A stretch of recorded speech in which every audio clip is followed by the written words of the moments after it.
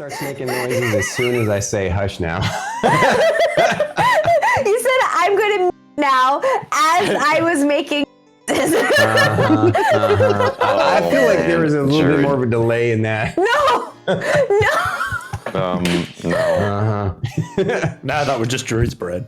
Hi guys, welcome back again to episode 7 of DragonMetal Saga, our homebrew D&D campaign. I'm your host, StormyD of Storm Saga Games, and here at Stormkeep, we love you all and appreciate you for joining us for another D&D day. So we're gonna do our intros, and I'm gonna do it randomly today. I got 1, 2, 3, 4, 5, 6, 7, 8. All right, that's gonna be the dark bearded man over there. You know, I almost decided to just start introducing myself before just rolling. To just, you know, I just wanted to say hello, everybody. My name is extirpatefate, and I am playing Merrik, who is a spell slinger wizard, and this is Echo. Oh, he's so cute. He's so cute. He's so small. He's so Look, small. he hangs out over here too. Yeah. Well, this was originally Hugo. Yes, this was originally Hugo. I was with my sorceress in another campaign in another dimension. All right, next. Now rolling a d6. 1, 2, 3, 4, 5, 6. He nailed it. The one with green, and I'm not talking about the leprechaun wearing green pants, because there's 2 leprechauns wearing green pants today. It's the female leprechaun wearing green pants, who likes plants. Green pants, green plants. I am Thyra, and I'm playing Thyra, who's a fighter. Nice. Very good. Okay. Next. BT. The man with the googly-eyed face just now. Googly-eyed face. I'm down short round. Hey. I'm down short. I'm BananaTom, and I'm the one who's going to constantly call her chicken legs and stuff like that. Also, I play Sindri. He's a sorcerer gnome. Nice. Last but not least, my adorable significant other. Hi everybody, I am itsStarkitty, and I'm playing Shae, who's not special. Yet. It's gonna break Druid every time. Guys, it's a pleasure and a treat to be here again. Thank you all. And I can't wait for tonight. So I'm gonna do a quick recap of last week, and then we will jump into the player recaps to share what stood out most to the characters last week. Let's start off with, like last week was a very big lore dump, and I appreciate all you folks for sticking it out, your patience. It was an interesting day because what happened was Mr. Abenaki convinced them to use some sort of special artifact that could pull memories and project them into a planetarium style display hologram within a chamber. And that way they could share with the group and him their experience with the strange edifices / devices that they came across, the metallic devices that seemed to activate their portal traveling powers. And it also allowed them to see that all of them have something else in common too, besides just the fact that somehow destiny drew them to these devices. But they also have in common that a dream about some kind of bird transforming into some sort of dragon set them on their new paths. Some of them, their dreams were relatively recent, and and some not so much, which makes it quite fascinating. But ultimately, this allowed them to get to know each other better. They got to know what each other had been through before getting to this point. And it allowed everybody to kind of see what sort of character they had to a certain degree. Then, after that, well, I guess technically before and after that, they met Mr. Abenaki's consultant friend, Connor the Construct, who apparently is, at first they thought was just this kind of futuristic looking dark suit of armor. They thought it was another animated armor, which it sort of is, but Connor is actually an incarnate construct. What that means is it's a construct that somehow has gained sentience. So he's technically a living being, even though he was originally a construct. So, kind of like it's a magic version of an AI in a robot, basically. A fantasy magic version of an AI in a robot. Yeah? First thing that comes to mind is a war that is basically the Terminator. He's a what that's basically the Terminator? A Warforged that's basically the Terminator? Yeah, so Warforge was, I think, is the 5th ed version of what they started in 3.5 called an incarnate construct. And so you're 100% right. That's exactly what he is. He's a Warforged. Yeah. That's player knowledge, though. No, that's all right. That's impressive. We love it. We love it. So, did I miss anything? I think that's oh yeah, I did forget to add that he introduced them to Connie and shared with them that their road was going to be a long one. That there's going to be some things that they're going to learn that's going to be uncomfortable to them to a great degree, and that he wants to take it slow because he doesn't want to drive them mad and make them insane more than they've already been through. And that he feels that they're going to need some mental and physical training to help awaken and harness their realm hopping powers more. And so that's what he suggested to them. And they basically, I'm pretty sure, correct me if I'm wrong, but everybody agreed that they didn't feel like they had much choice, but they don't feel like they're being pressured into this. Just more like, what else are we going to do? So ultimately, I want you guys to imagine the beginning of this. This is, in a way, like Odysseus's journey for all of them, all 4 of them, to make their way back home in some way, however that might be. And but who knows how they'll change between now and then on this epic journey. Did I miss anything? I take that as a no. Sorry. Connor, fetch the protein. Fetch the protein powder. Take off. He's so awesome. Since that slight break, Right. I've been looking for a letter all week. I've just moved my dice box straight underneath it. I must have put it on top of it last week, and I've not been able to find that damn thing all week. I love it, buddy. I love it. All right.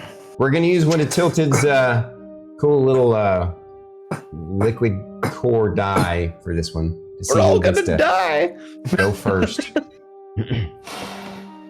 Wow. It's Starkitty, or should I say Shae. You get to go first. Dear Journal, it's me, Shae.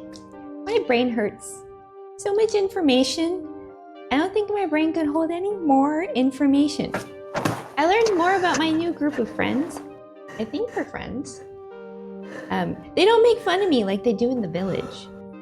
We all had dreams about birds and dragons. I don't know what it means, but my new friends are from different worlds. I don't know what that means either. But I was still able to collect my mentor's special rock and his journal. Maybe my new friends can help me understand it. As always, journal, I'm confused. P.S. I learned that I'll be learning new things. One side, new things. Other side, my poor brain. P.P.S. I need to learn to draw better. And we have a new friend, Connor the Construct. What's a construct again?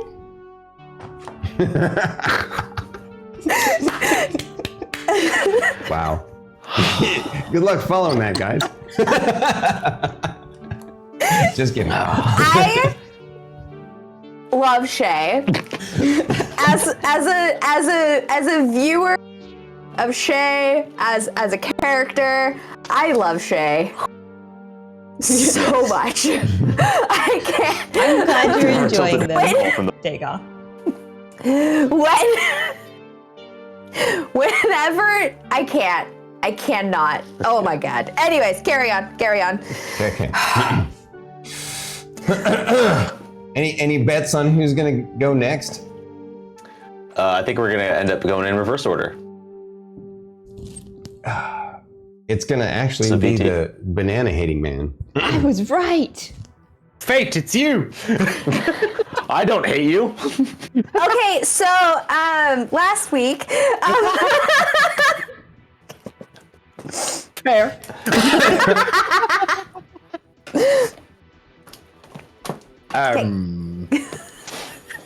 Complain.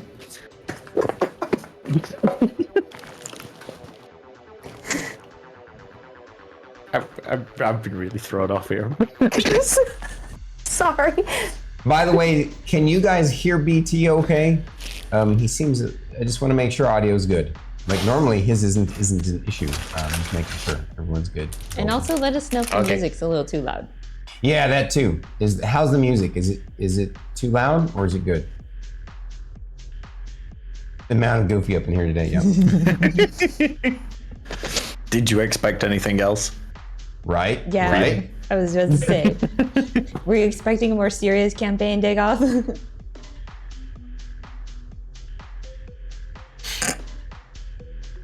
I mean,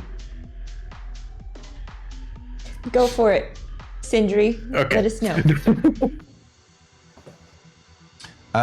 There's lots of shiny things around here. Some floaty things too. Merrik's very helpful. I kind of like him.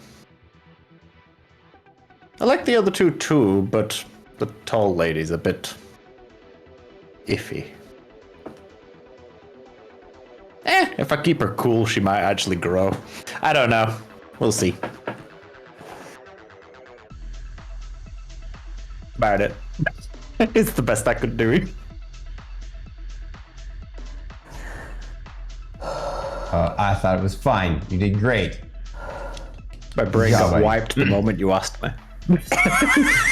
Possibly Hey, going first. All right, chat, let's take some bets to see who's going next. Is it going to be Fate or is it going to be Druid? It's fate now. No, that's true.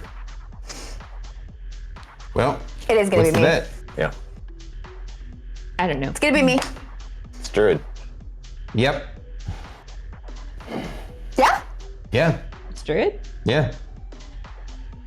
Go, go, go, chicken legs. We are going in reverse order.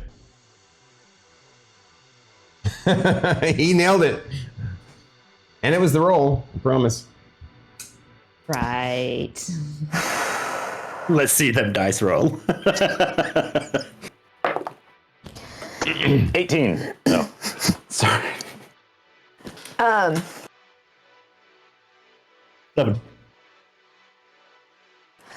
I don't really feel great about being here. But there's no safe place for me to go. Back home. So I guess I'm stuck here.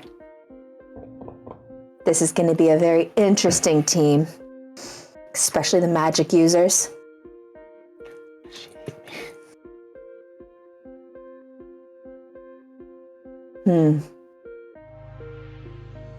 I wonder why he wants me to learn Celestial. Interesting.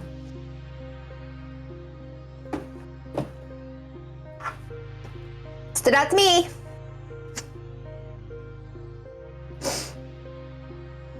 Okay. Oh my God, what is going on with you? Hey, sorry, my tablet is acting weird. Maybe you can help me fix it while he's going. What's going on? It keeps going to this Reddit page. So that I keep imagine trying to like close. the cork I would rather board it be with the this strings open, and all the which is this pins. tab. So I Just can't figure out how to get it. Wild stories is No. the brain of Merrik right now. This here to here. Yes, This yes. to here. Oh. This to here. This to here. All right, so this Abignale thing, Dark Crowny boy, knows an awful lot about these effigies, but also doesn't know a lot. So, if my reasoning is correct, I don't know shit. I don't not like knowing shit. Don't know why Thyra hates me. You know, she probably doesn't. She just doesn't know how to love. No, that's not true. She's probably just as scared as I am. Right, Echo? Yeah, I want to know who that guy is too, but stop it with that joke. You did it last time. You know, the one thing I think we have to fix is Shae. And I'm not even fixed by she's not confident in herself, but she's great. I want to look at her stone. Why does it sound weird when I say it to myself? But I really want to take a look at it. I couldn't read what was on it. Shae? Shae? Darling, where are you?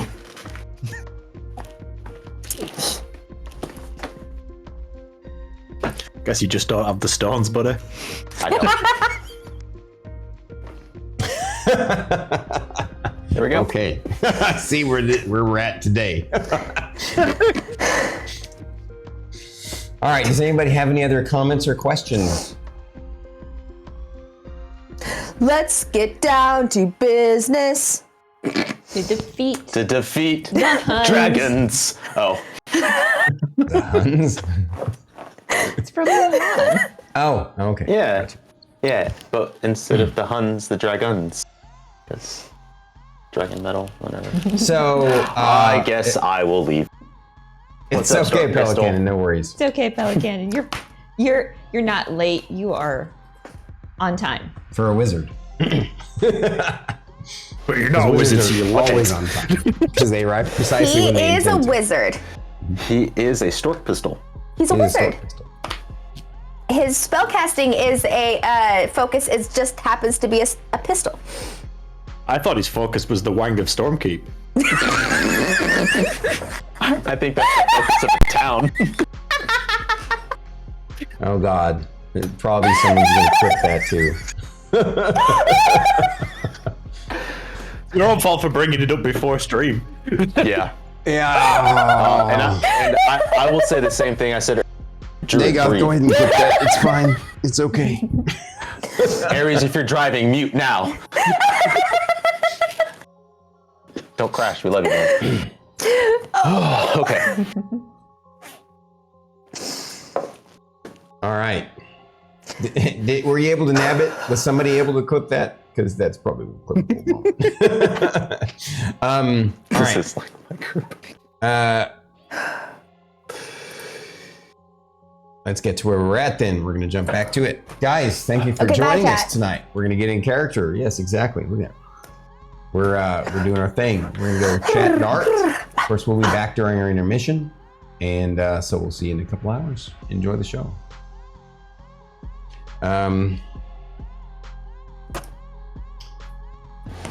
So, basically, you guys had spent the kind of entire morning in the memory room, you know, whatever you want to call it. And then you would go have lunch. He had this time though for lunch, he leaves you all alone, so you have lunch by yourself. Also, Connor the Construct isn't there either, so he's kind of giving you guys your space to discuss and decide ultimately. I mean, even though you kind of all agreed with him already that you're willing to go undergo this training, he wanted to give you your space. And I'm giving you an opportunity, if there's any other role playing you guys want to do at lunch before he suggests you get training right away. You can either start in the afternoon or the next day. It's going to be up to you guys. And that's where we're going to start out at. You're, of course, being served by the weird, spooky phantom servants, which I think you guys had done some arcane checks and started to realize they're not undead, right? I think I had shared with you. Didn't you guys make? They're kind of like a pseudo unseen servant, but not quite. It's like a similar concept, but not the same. But they're not actually undead, but they have some type of. They're a more sentience. advanced version of an unseen servant, a cross between a phantasmal image and an unseen servant.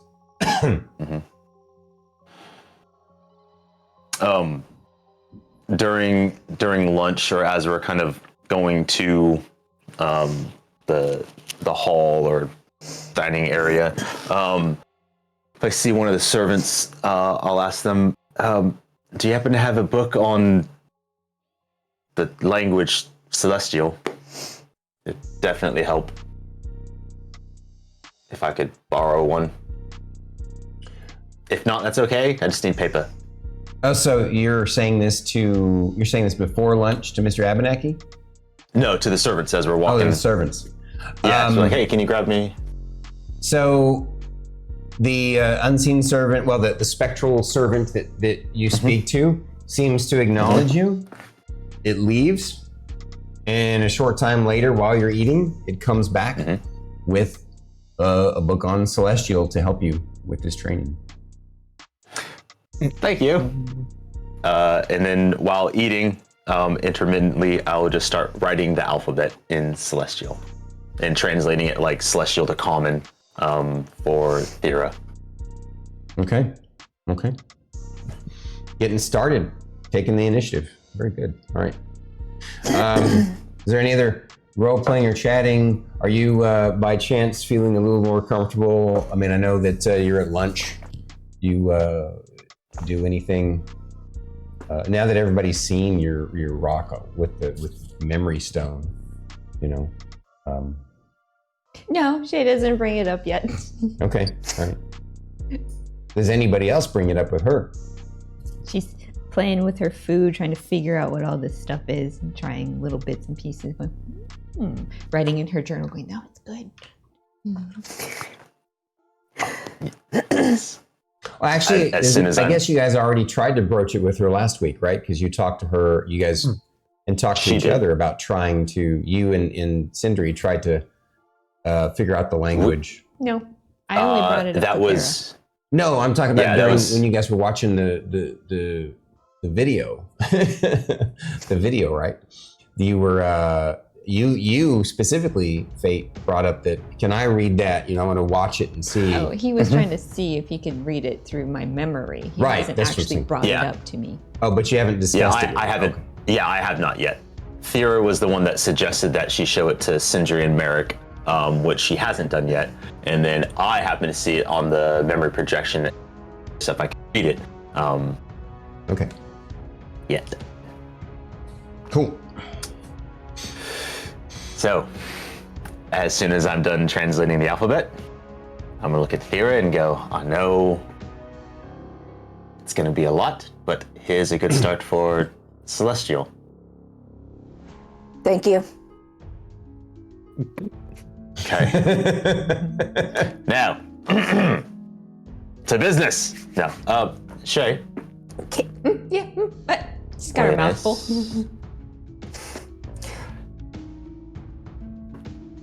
Can I? Prestidigitation.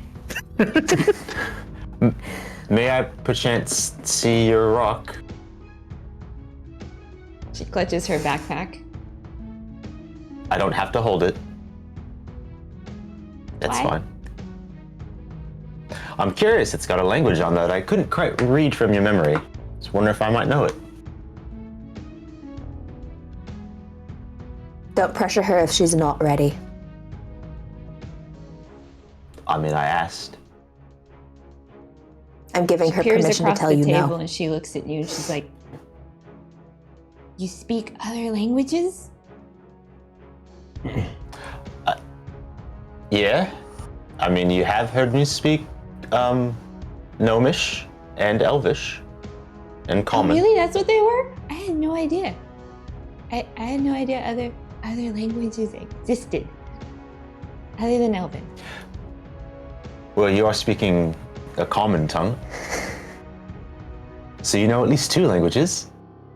That's more than some people from my village. But I had no idea stuff other than that existed. It's pretty cool, huh? I'll go to give her a high five. She looks at you going, Stroke the hub. Please pet it. is this some Okay. strange human Merrik high custom? fives himself. He's like, all right. It's okay. Nice one, Merrik. You know, I'm sorry, I'm still new to lots of things. it's okay. So is Thyra. Your point? Shae gets up from her seat, still clutching her backpack, and she walks over to you. She opens up her backpack. I has 2 things actually. So I'll show you the rock first. She pulls out the rock. She's just holding it right in front of you. She like sticks it in your face. Right here. I grab a notebook.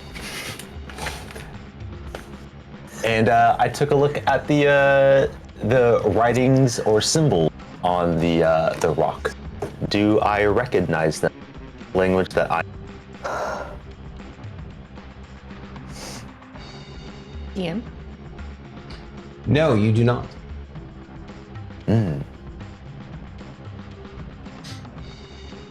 About this time, while you guys are standing there looking at it, you know, this is toward the end of breakfast. I mean, lunch. Lunch, yes, thank you. You noticed Mr. Abenaki suddenly standing there as if he glided up from out of nowhere. Poof. Yeah, I mean, it's not like he appeared, it's just like, oh, wow, you're there. He's just there all of a sudden. Yeah, I audibly... I and her jump. rock kind of goes flying into the air. She's just like trying to grab it. All right, roll me acrobatics or athletics, whichever's better.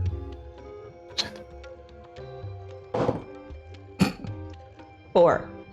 4 total? 4 total. Can I also try to catch it?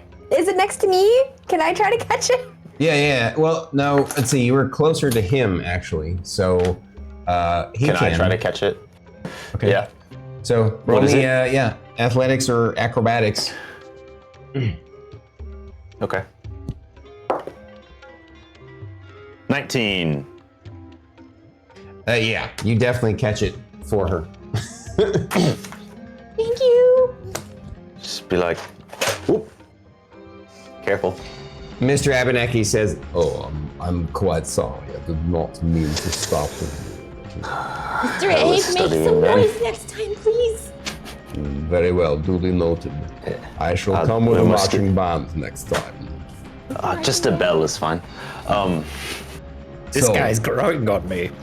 I see you all are looking at her rocks, trying to determine what it says. You could take an inordinate amount of time discussing or researching in my library to determine this and translate it apparently, but I believe that you will find that Miss Thyra has the opportunity to shine in this moment to help with her. You I already have tried to read it once, and I don't understand it. no, I believe you have an ability that was passed down, magical, mystical ability that was passed down from your rune carving background. Perhaps whoever it was that trained you.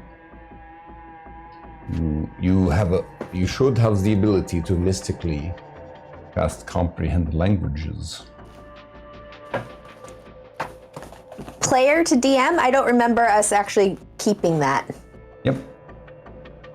I don't remember us discussing that. So okay, cool. No, it wasn't a matter of necessarily that we discussed it. There's no reason not to keep it. Like I didn't. It wasn't one of those things where I'm not sure why you assumed you wouldn't get to keep it, but I just. Yeah. I actually like. In fact, when I was excited when you told me that you wanted the rune carver as your background because of that, for this moment. I take my rock back from Merrik and I replace it with my mentor's journal, and I whisper to Merrik, going, Can you understand this? And I hand you my mentor's journal. It looks like the same language that's written on the rock.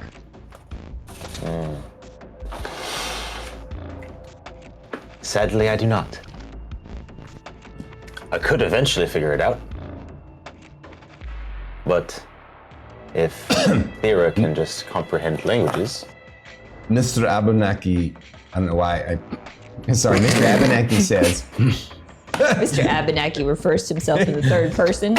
He says, I believe you will find that the language on the book and the rock is Druidic. And Thyra may not have been able to use her ability yet, but that's one of the reasons why I want to take you all to the mind training first, so that she can utilize all of the skills that she has been taught.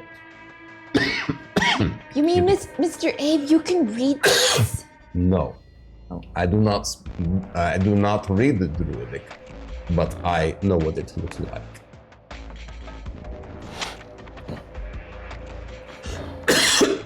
Sorry, guys. My throat is tickling. I'm gonna grab something to drink. Continue. I guess I could have just asked a druid back on my home planet.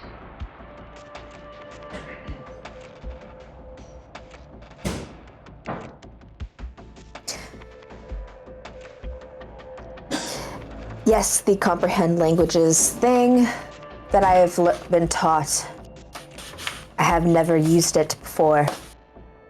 So we'll see if it works. Shae looks at you and goes, What's comprehend languages? My mother told me it was a way to be able to read all written languages. I've just never personally used it myself. So it makes you smarter?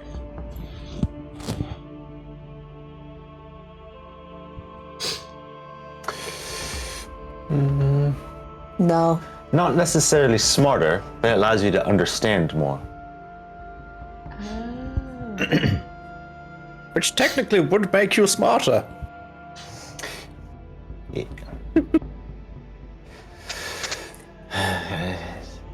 You've got So a point. Mr. Abernathy pipes in now. Can you guys hear me? Okay.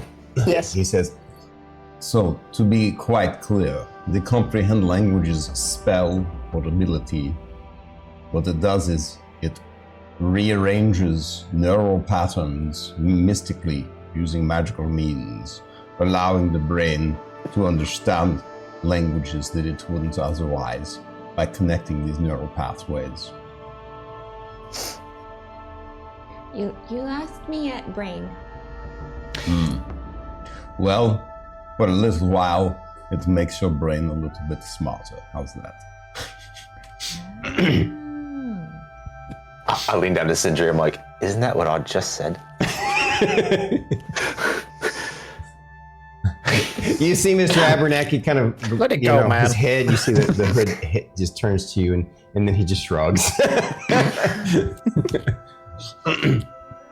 Sindri places a hand on him and just goes, it's all right. All right. Granted, I might have to walk about 6 miles to be able to get there and reach him.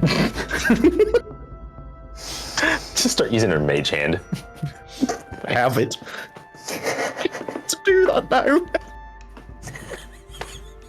So, your mental training will begin this afternoon if you're up for it. Otherwise, Shae shaking her head no. Otherwise, The training will commence tomorrow. Please, tomorrow. My brain can't take any more today. You cut out, Starkitty. Oh, I cut You out. cut out. I said, please, no. My brain can't take any more today. Well, if you're all in agreement who would like to wait till tomorrow, then the training will begin in a 2-phase process each day. In the morning, you will have the group training physical, which will be quite grueling. And after that, food to nourish your bodies from the work. And then finally, we will move on to the mental training, which initially will be group training.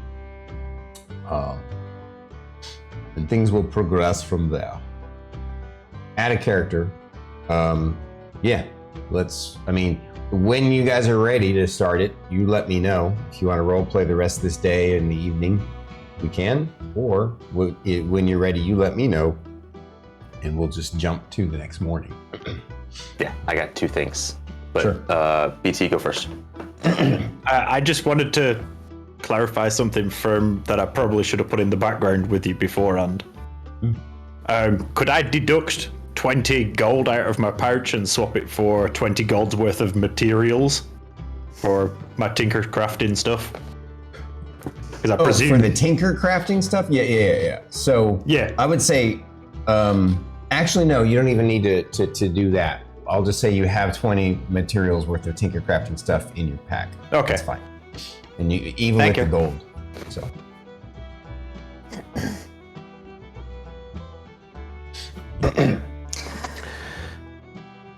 Wait. Well, yeah, I imagine tomorrow would probably be best for everybody. However, may I am a little bit of an overachiever. You Not cut really. out like half a sentence. Oh, Speak up. I am sorry. I am a little bit of an overachiever. I am sorry. Not really. Can I just get a jump start on learning Abyssal? Do you mind grabbing me? Well, the answer to that would be a no. First off, I will say I admire never you, mind. your initiative that you've already taken by giving her the alphabet, the celestial alphabet to start with. Well done. And I appreciate that you want to begin learning Abyssal right away. However, as I explained to you, this is a group training. I will need you all to work together with the book that I will be providing to you. And I will be offering minimal guidance. Instead, I will expect you all to use the book together to figure it out. This will help you each become more proficient in this language by teaching each other. Okay. Will I have my shield before we start our physical training? Well, the combat training won't happen right away. I'm talking physical training tomorrow. The physical training What's is the going to be difference? mostly for the other two, but all of you will participate. Is it like But yes, an obstacle course? I like obstacle courses. Those are fun. there will be something like that, yes. As far as for when we actually begin the martial combat training, any gear that you require will be provided for you. Is that acceptable?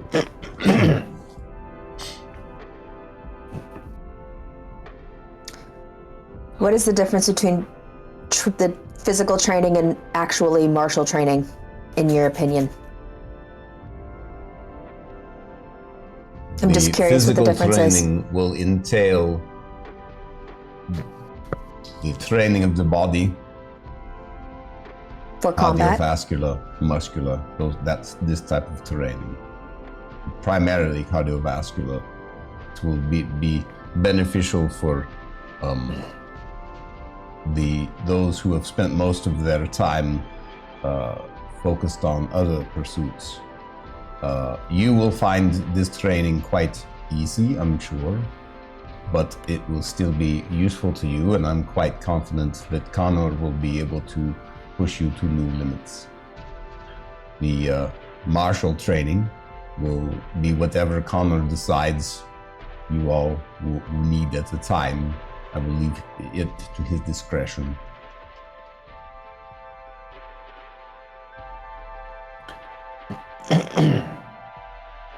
Alrighty. Okay. Is there any book that you could give Merrik to read? I'm fine. Are you sure? Yeah, I can't go in the library by myself anyway. So Unless I you want asked him to for- start learning Celestial, which I imagine now is probably not the best.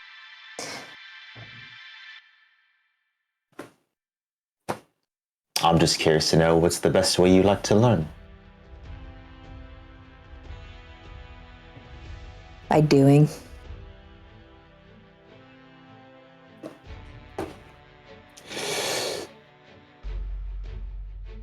Okay. So I guess he didn't answer your question. Your question was, no, it was your question. You asked if I could provide a different book. Just any book for Merrik to keep him entertained.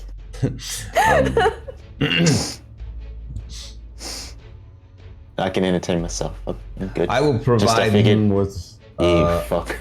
an advanced magic I swear to book. God. Sorry, go one more time. No, that's all right. I will provide him with an advanced magic theory book using arcane strands, infinite style mathematical calculations. Perhaps it will be useful to him. It's a book entitled the Tertium Organum. It will be far more advanced than he is used to, but it might give his brain a good workout. Thrilling. And add a You're character. That's a real book, by the way. It's one of my favorite books. Highly recommend you guys go read it if you want to bake your brain. It's called Tertium Organum by P.D. Ouspensky. He was a mathematician philosopher. Really cool book. Oh, goody. Shay just reaches out and pats you on the shoulder. Welcome to my Don't get me world wrong. As soon as every that book is here, I am devouring it. But Mr. Abenaki, as he leaves you, he says, "Well, since you wanted the extra work, make sure that you, by the end of the week, provide a report on what you've read in this book that I've given you." And he motions at one of his phantasmal servants without saying a word, and the phantasmal servant leaves, and then he leaves. And then eventually the phantasmal servant comes back wherever you're at, it finds you and gives you the book. I gave you homework. I'll look at the servant and be like, so I don't get a fine if I don't return it.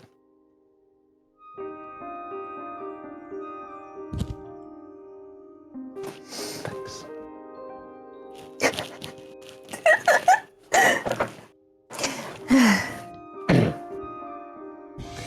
Shay's gonna put her stuff back in her bag and finish her lunch, and then she's gonna go up to one of the servants and go, can you take me to the herb garden?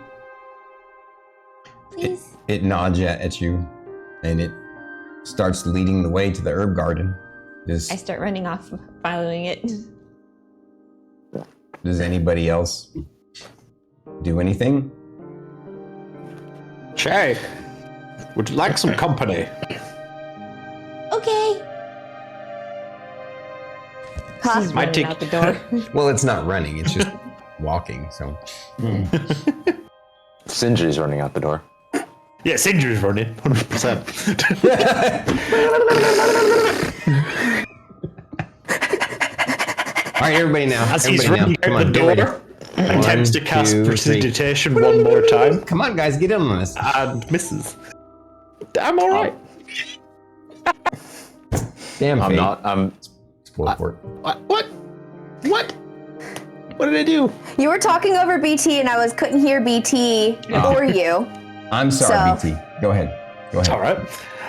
As I was heading out the door, I like half-heartedly attempt to cast prestidigitation just on her to just basically get her another extra hour, miss and get Merrik, so he ends up cold. Just like, oh god. You guys got any warm coffee in here? Why is there a draft? The windows aren't even fucking open. I don't know how anybody can handle the heat. This is ridiculous. You're hot. I'm freezing in here. Sit by the fire. No, you probably don't want to. That's fine. No. Yeah. All right, Well, so the unseen If servant. you have any questions on the Celestial before we get started, let me know. We will tackle it when you're ready. Might as well start now since those two are off. Okay. As a player, I really want to be like, A, B.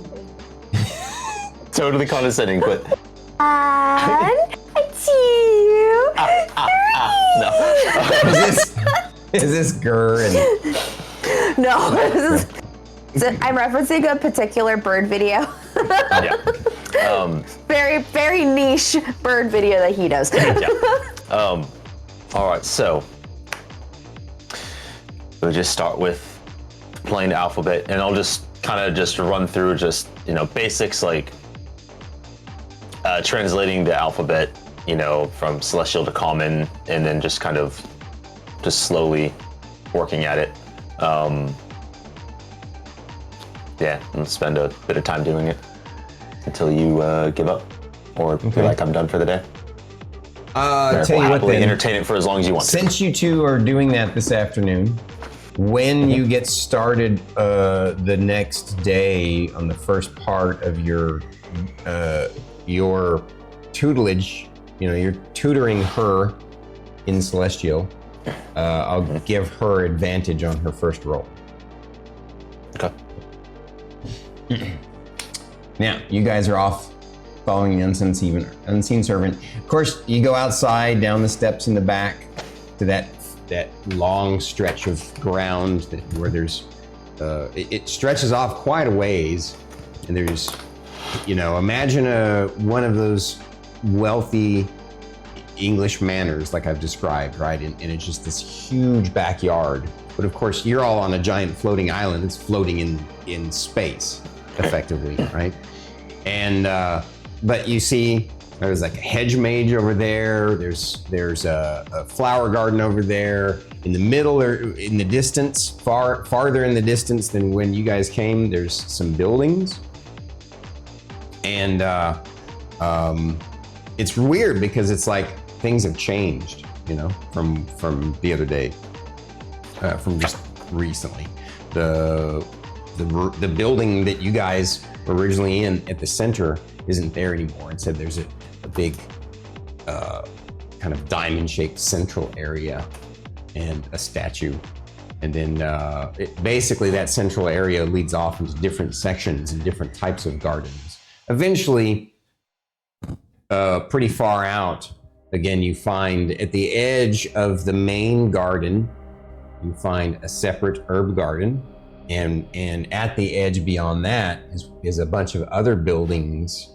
They look like some sort of military training building or facility. And so, yeah, you wander around in the herb garden and you're impressed. It's interesting that, there's this garden here. So all of the gardens that you've seen so far were out and open to this airless middle temperature place with no sun. You're like, how are they growing? And you realize that it's possible that those gardens are all kind of decoration, right? But this one, the herb garden, is actually in an enclosed space, like a Greenhouse. greenhouse, exactly. And so once you go inside, it's got that temperature controlled, warmer moisture. and you see a magical, basically fake sun, like slowly moving across the rounded glass roof. Is it bright? I mean, it's dimmed relatively speaking, but bright enough for the plants. Like, what's neat about it is you can watch it, but it doesn't hurt your eyes. Except Shae, Shae maybe? walks in and she's staring at the ceiling. Going, What's Sindri's reaction? Oh, Sindri's doing the exact same thing. It's shiny light. Mr. Sindri, what is that ball-looking thing floating up there? Well, at brief glance, without further inspection, it appears to just be some sort of false sun. she looks at you. She pops down. What's the sun? It's a very bright thing that looks like that, but a lot bigger and gives off warmth and light. We don't have anything like that on my world. I presume Add a it was character, your out character, of sight. Your character remembers that when you saw her memories, that she's from a world that's covered in overcast always, clouds. Yeah. So it's not that she doesn't have a sun, she just never sees it. So go ahead. Well, going off, I'll reference it specifically. Well, going off what we saw in the Mindonarium, as I am taking to call it. Fuck's sake, Drew. I thought I'd held that so well. Going off the Mindonarium that I've taken to calling it, I would presume that that sort of grey sky that you would have seen all the time, was it grey? Yes. Yes. Yeah. So above that, there would have been a sun somewhere. Presumably. Really? I'm not too good on the whole astral thing, but I know that it exists. So And you mean, I imagine your planet would be rather cold if there wasn't one there. so you mean the sky can be other colors than gray? Yes. Oh. So now it dawns on you when you were watching their videos, their mind projections. What you were seeing when you saw their skies was a different sky. Ooh, I missed out on the Imaginarium. Imaginary moment.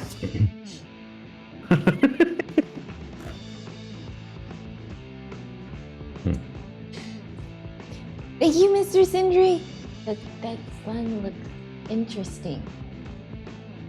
I concur. Very interesting. I can't wait to see what it looks like in person. I'm sure we will one day, if we ever get out of here. I'm curious. You said you know about, herbology, was it? Yes. I learned herbs from my mom. I'm not amazingly up to date with all plants and things like that. I would be happy if you identify any of these plants here. I guess they could be from somewhere else, so you might not recognize, but, give it a whirl. Okay. She stands up and she looks around. Does she recognize? Yeah, in fact, everything is very well organized and marked in common. So you can easily find entire sections of all kinds of different herbs. Ooh. So I start going through and I start explaining to Mr. Sindri, this is what it's used for, this is it, and moving down each particular one. And Sindri appreciates how fast she's doing it. And now eventually, quick though, and entertaining. you both come to the conclusion that this is a pretty big greenhouse and you would be going on for quite some time, and that maybe you could, spread that out over time. Yeah. Every so often you hear Shae going, oh my gosh, they have this thing. is like very rare on my world. There will be some things that Nice. you don't know too, Yeah. like herbs that you've never seen or heard of. So Like, and this one, I have no idea. Let's move on. For every single one, by the way, Sindri's gonna ignore that there's any common like note on it and purely listen to Shae's explanation of each one. nice. All right. Like, I've been mixing herbs since I was year 8. So yes, I know. Since you were my height, then? It comes down to your level. Maybe you're, yeah. Interesting. I actually thought you would have been taller, but it's okay. I mean, my mom always told me that how tall I am now is how tall I'm going to be for like the rest of my life. So I don't think I'm gonna grow anymore. I'm pretty short for an elf. It could be worse. You could be my height. There's nothing wrong with your height. No, I'm just saying that you don't need to be any taller. You're the size you are, and that's what it is. Exactly. See, you understand, Mr. Sindri. I wish everybody in my village would. Except apparently Druid and Stormkeep. Because everybody's got to pick on her for that. This is Sindri saying this, not me. No, I understand that. I understand Chicken that. legs. Trust me, I get it, dude. Guys, do you realize the danger you put me in? I'm the one in striking distance. Sorry, not sorry. Yeah, as much as this looks like... No, just kidding. Just kidding. Just take her booster seat. She won't be able to reach. No. All right. So as I explain some of the herbs, like eventually I get to a stopping point and I'll be like, so Mr. Sindri, you're a what is the word? Tinker? A tinkerer, right? Correct, yes. What does a tinkerer do? He proceeds to pull out his tinker tools. Oh, as he Keeps starts his to do bucket. that, she sits down right in front of him going, okay. So, question for you. Do you have a favorite, like, animal or something like that? Either through something you've read in your life or something you've heard about? So my mentor told me about lots of different animals, and especially dragons before they left my world. But I always thought they didn't exist until I saw one in my dream. So To be fair, I knew they existed, but I'd never seen one until the apparent similar dream that we all seem to have shared. I always thought they were real. But yeah, I do have like a semi-favorite animal. It's always been like a bird because I've always wanted to fly.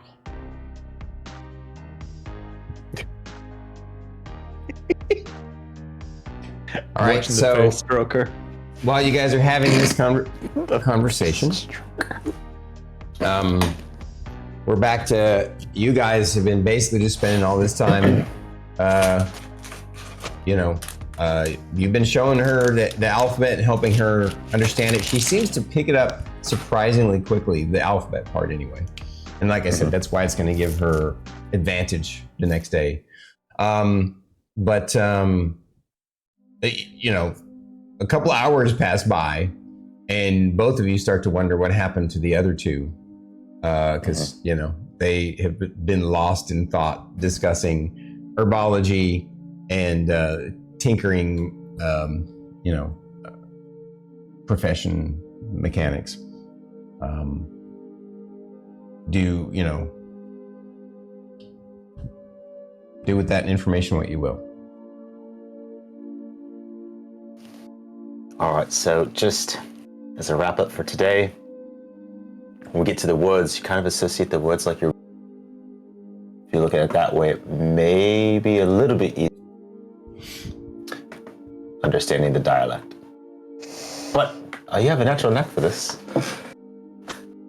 Thank you.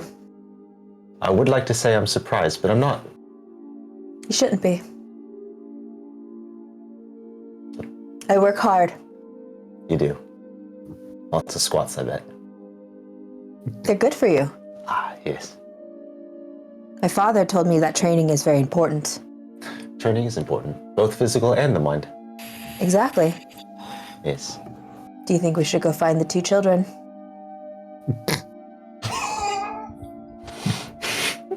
Merrik, I do take pause at that and like,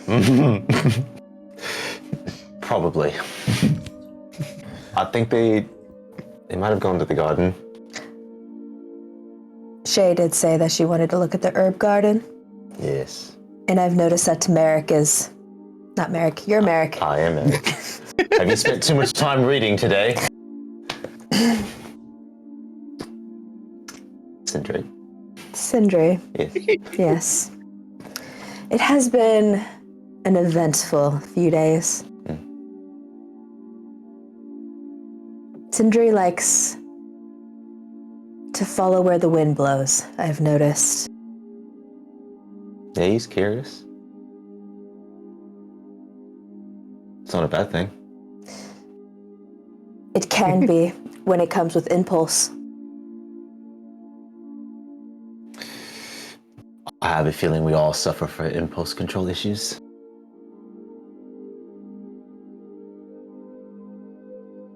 I've been training to keep mine at bay.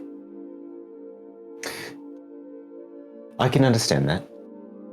But if I learned anything from the college and being out in the field, it's not the same as you being out in the field, but sometimes that impulse you want to follow is what saves your life. It's how I got this sword. About that. No, right now, let's go find the children. But at some point, I would love to take a look at it. Yes. All right, let's hope Sindri hasn't burned the place down yet. To the garden. I'm sure Abernathy would understand if he did, though. I don't think he'd allow it. You know, old. Do you trust him? Or do you trust his intentions? Yes and no. See, we're in a situation where we have to do what he says to at least get out of this place. So far, he's been nothing but helpful. Surprisingly helpful. Yeah, but we did get cast into this void, you know? I don't know. We'll see what happens. Do you also think he's hiding something? Other than his face? More than what he's already said? Or that it's worse than what he's leading us to believe? Worse might be a perspective. May not be worse for him, for us mere mortals. Probably worse than we expect, but, you know. What do we have to go back to? If I go back home, that endangers my entire family.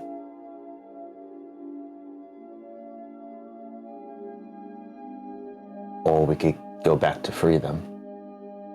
I absolutely would love to do that. I don't like bullies. I don't like demons. That's why it's hard for me to trust magic. Be patient with me. I'm a little stubborn.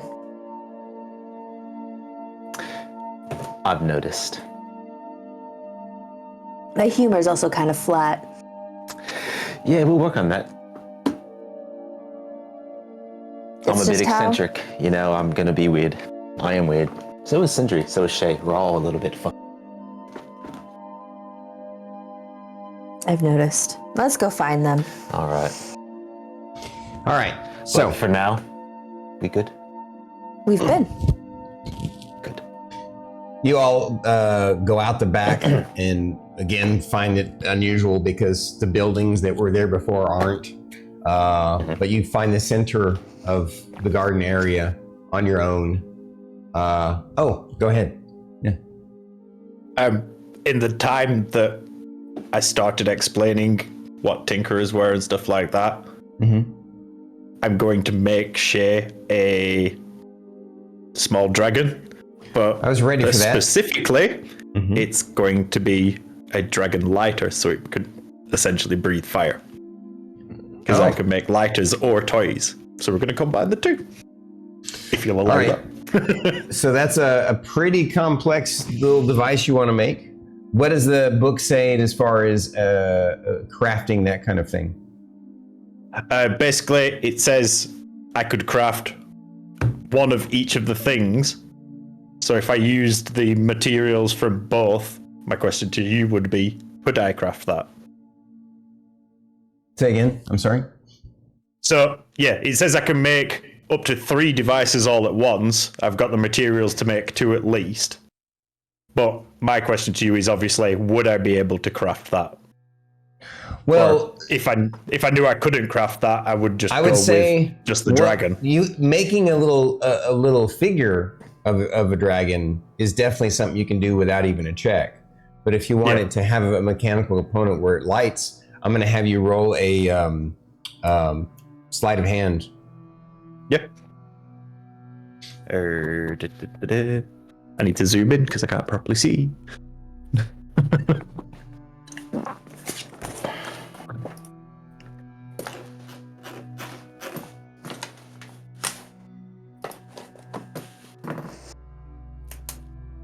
That's a 14 overall. You succeed in at least making it so that it's capable of doing that, but your design is a bit crude and inefficient, and so it does require some sort of flammable liquid in it, and it has to be refilled. And because you were 1 shy of the DC I was shooting for. I guessed as much. Yeah. It doesn't mean it's failed. It just means that now what happens is she's going to have to fill it with some sort of flammable substance. And it basically it burns out in 1 use. So you can potentially improve upon the design, but yeah.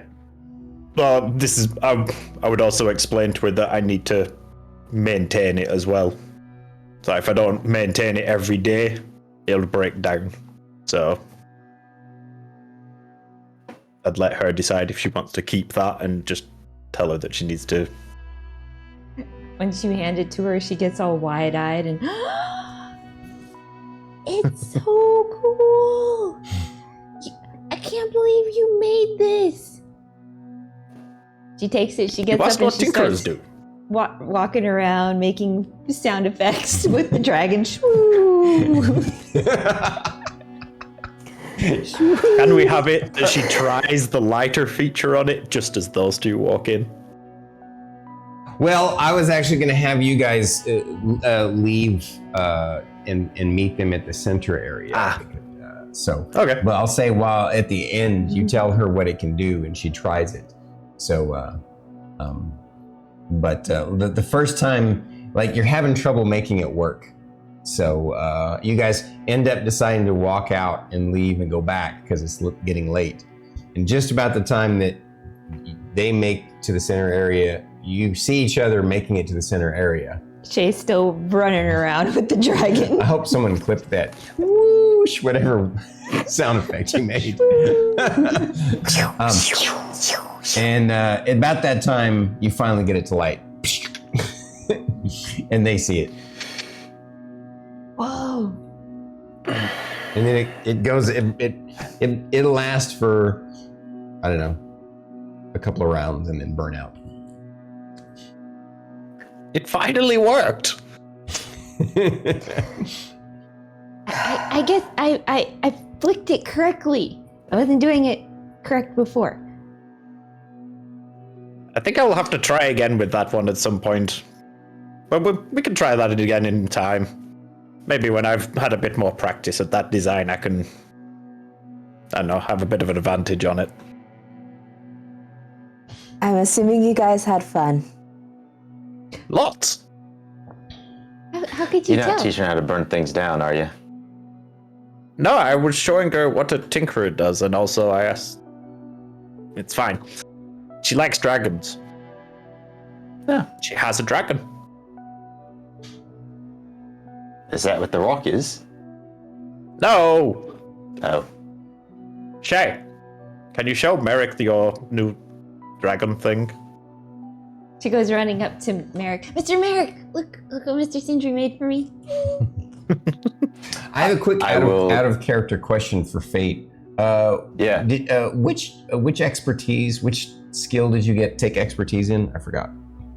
I have expertise in insight currently. Okay, that's the only one. Yeah. All right, just making sure. Thank you. I will study the dragon contraption and just look at it. It's a neat little, Very cool. It's sort of like a little figurine, but it's more than just a little statue. It's a mechanical device that looks like it's kind of a one-use lighter. It needs to be filled with more materials of some kind. As you guys are looking at it, Shae's standing there going, yeah, I told Mr. Sindri all about the different herbs that are in there. There's a lot of herbs in there. She just starts going off talking about herbs and everything. And Thyra's like intently listening, like being respectful and listening, nodding along. Merrik is half listening because he's still studying the thing, but paying attention. What was that? Merrik is half listening to Shae explain about the different herbs that they saw in the herb garden.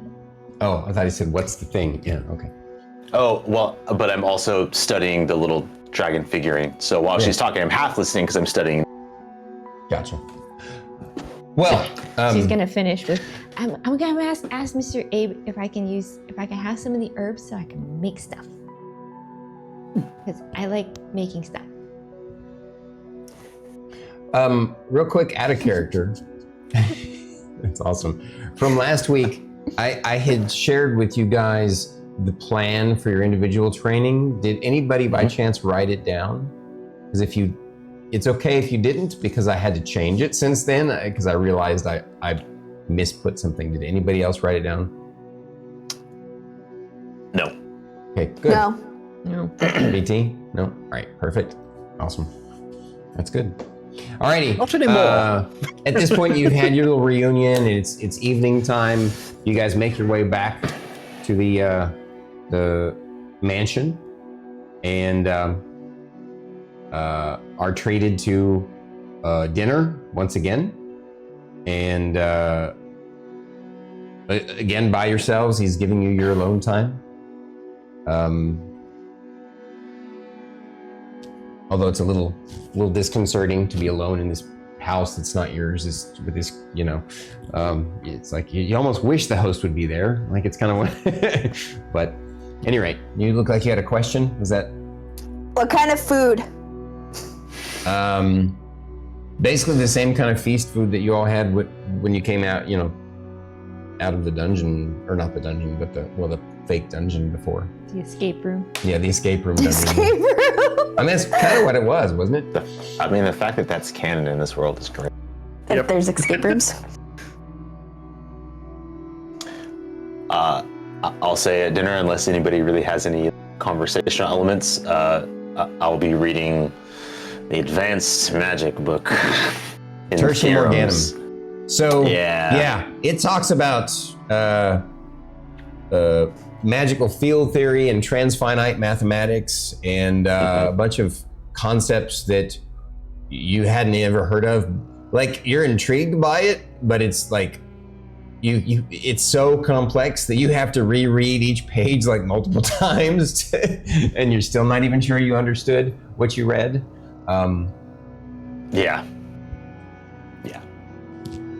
Yeah, it's just a light overview. Yep, I'm gonna read it, and I'm gonna be like this.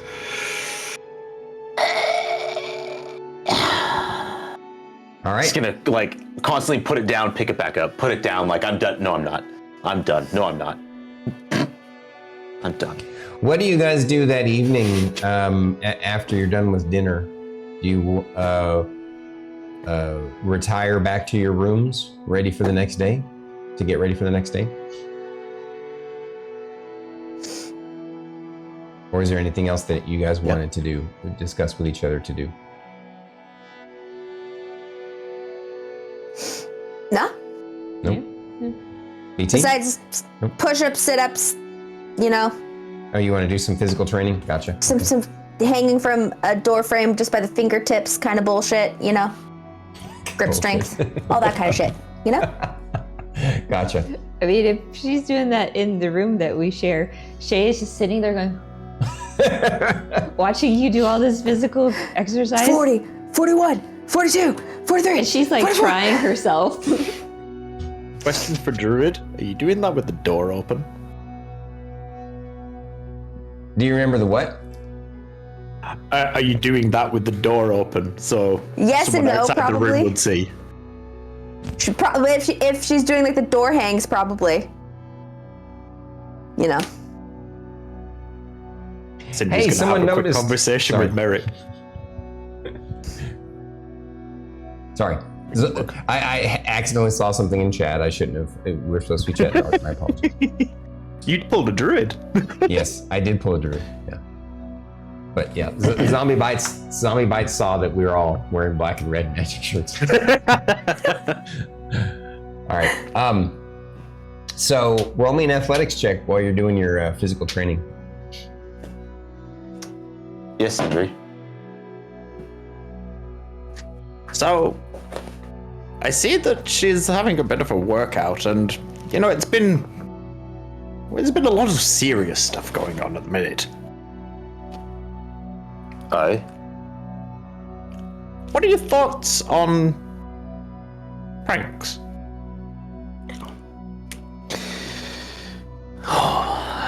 Now, I'm always down for a good laugh. I have a feeling Thyra might not be. However, if you want to press your luck, not going to stop you. I'll enjoy the chaos. Sindri's absolutely wanting to basically use Merrik as a, is this really the right time or not? Because he really wants to, but he's like, I've already pissed her off once. 60, 61, 62, So you need to tell me what you 63, roll. Yeah. 24. 24. 24. Yeah. Okay. You easily do 100 push-ups, door frame 100 off. sit-ups, and 100 squats. And door frame pull up thingies because All right. You can do 50 of those. Shae's You know, still on the with the floor amount trying to of- do one push-up. Actually, what's your strength? It's a 14. No, you're doing just fine. You're I'm not doing doing like- like she's doing. Go ahead and roll me your athletics check. So here's the thing. 5. Yeah, you're struggling. We to are do under a 3 lot of push-ups. stress. What was that? We are under a lot of stress. It's a lot of new. I have a feeling, though we might find it funny, Thyra might be really upset. She's a pretty flat temperament. You're probably right. Yes. I'll give it a while before doing this. And with this, I use disguise self to turn myself into a dwarf. No. My plan was I was just gonna walk past. Just past our door, not nothing else. Just walk with our door open past the Well, door. roleplay telling him that. Telling him that.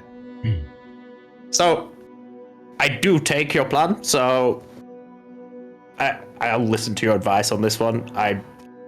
This is kind of why I asked you rather than just doing this time. Yes. But I had the plan of, like I say, I'm gonna change like this. And cast the disguise self to become a dwarf. And I just figured something simple like I open the door, check, or have, whilst the door is open, walk past it so she would see and be like,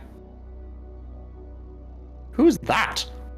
Oh. Well, if you want to do something like that, just make yourself look like Abenaki, but tiny, and walk by. That would be funny. I have the spell slot, so... You should do it. I'm here for this one. All right. I went a bit Australian with that one. I'll be right behind you, and as he goes to leave, I'm actually just gonna stay in the bed, but I'm gonna perceive through Echo and have Echo follow. Okay. All right. So you're gonna have. All right. So you turn into a little mini Mr. Abenaki. I'd like to say that he's paying no attention to the fact that Merrik's already said that it's a bad idea because he wanted to do it that much. Merrik saying, you could do this though. He's gone, absolutely. All right. So you turn yourself into a little mini Mr. Abenaki. And you open up the door. Yeah. So you're in your room, and honestly, your rooms are next to each other, right? So you open up your door. And the little owl is flying behind you. Basically, you knew she was out there doing pull-ups on the door frame. And so you're in there doing pull-ups on the door frame, and you look over your shoulder and you see this tiny little Mr. Abenaki walking by with a little owl following behind him. And he just walks around the corner.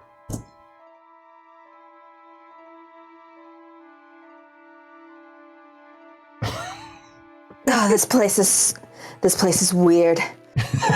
And just keeps going. Okay. What did you say, Miss Thyra? Has something happened? So now that you go ahead. Finish your roleplay. I'm sorry.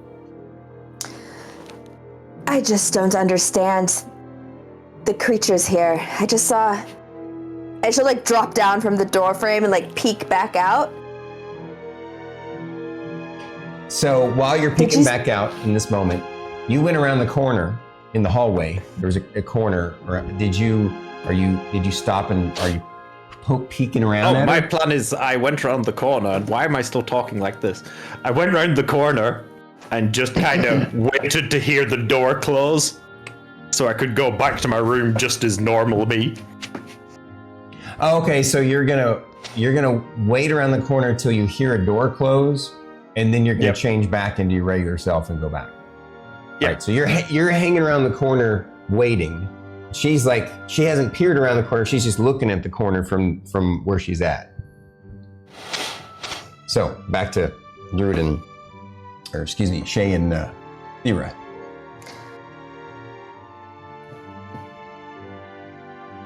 Did you see Abenaki? But he was about as tall as Sindri. Really?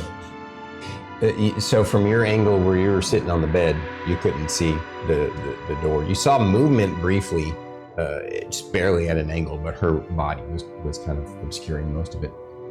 Yeah, question. Player DM, I've got an idea that could be kind of funny. Okay. She could make a perception check to see if she noticed my feet. Your feet? Because he floats, doesn't he? Whereas I'd have had to walk. Yeah, no, that's true. Well, before we go that route, you hear the conversation because you're just around the corner. So if you want to do anything, you can. Do you? Oh, no, I'm still waiting. You're still waiting, okay. I will actually have her, it's a kind of a post-facto perception check, but that's okay. Sometimes that's the way the brain works, right? You think back on something and go, oh, I noticed this. So go roll me a perception check. Or actually, an active perception check to see if you notice this. Not you. Actually, you can, but roll with disadvantage. Oh. Disadvantage? Not you, her. Disadvantage. 11. 10. Okay. Now you didn't notice the movement of the feet. Just seemed like a little miniature me there, Stormy. Abenaki walking around the corner, and it looked like Echo following him.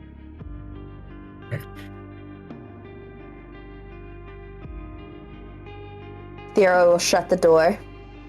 As soon as she says it was a miniature Mr. Abernathy, Shae jumps off the bed. Really? Where? She runs towards the door. So you run towards the door. She's getting ready to shut the door. What do you guys do? I want to see. He went around the corner. I want to see. He went around the corner. Echo was following him. All right. So Shae steps out in the hallway. So, the regular hallway, their room is over to the left on this wall, and that hallway stretches off really far.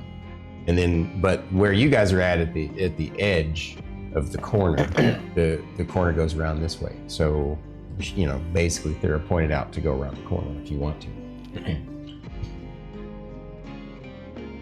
Do you? Or do you stay there at the doorway? I stay in the doorway and go, I think I missed him. She turns around, she walks back in the room. I close the door. All right. And then I listen. Okay, you listen at the door. All right. Are you gonna just walk back, or are you gonna sneak back? Oh, he'd definitely be sneaking because he does not want to be caught by her. Okay. All right. Go ahead and roll me a stealth check as you heard the door shut and you're making your way back to your room. And I'm actively listening. Yeah. Well, you don't it's really. Yeah. Go ahead and roll me a perception check, and he needs to roll me a stealth check, and we'll see who wins. 13 for me.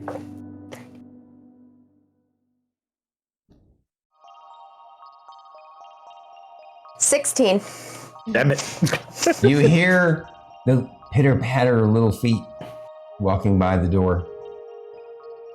I'm going to wait, and I'm going to try to time opening the door and grabbing him. Well, it's a pretty wide hall, and he'd be kind of, you won't be, you'd have to actually move out to grab him. Unless you I'm not really small there. It's basically a 10-foot wide true. hall. Would you have been walking close to the door or on the other side? On the way down, I'd have been walking down the middle, but the way back, I'd probably be close to the wall. In fact, if I'm thinking sneakily, I'd probably be closer to their wall, so she would be able to reach. Okay, if that's the case. I'll say this too, though. After you stopped around the corner, Echo would have perched on your head. Are you okay with that? I'm perfectly fine with that. All right. So That's why you come wanna around sit? the corner, trying to be sneaky, and then Thyra suddenly opens the door, and go ahead and And roll grabs me. him. Yeah, go ahead and roll me a grapple check, which I believe is in fifth ed is athletics. I Yes. think it's athletics. I think it's athletics. It could Pretty sure definitely it's- would be great if it was athletics. Yeah, I'm pretty sure it's a opposed athletics checks. Let me double check. Oh no. He might actually get this one. Do I need to roll anything? Yeah. You. The thing is, though, you'll be able to. So when you make opposed grapple checks, or at least the way it is in 3.5, when you make opposed grapple checks, you're both kind of doing athletics. But when you try and escape a grapple check that's already made on you, you can use your acrobatics to wiggle out. Okay. But to avoid getting hit, I'm pretty sure. Let me double check here. Make a strength athletics check contested by the target's strength athletics check or a dexterity acrobatics check. So, yeah, go ahead and both you roll me an athletics check and he rolls me a acrobatics check, because I'm assuming that's going to be better than his athletics. What'd you get? An 8? A 4? Oh yeah, what? I have 0 on athletics.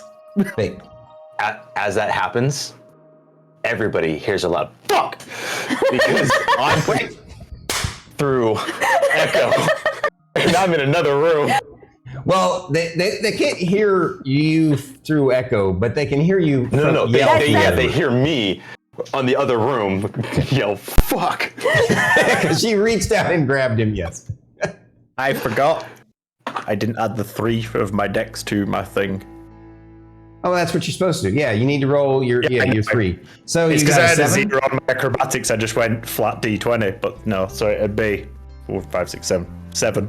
I still got one more point than you. So she grabbed you by the back of your coat or foot cloak or whatever, and yanks you up, wiggling little feet off the floor.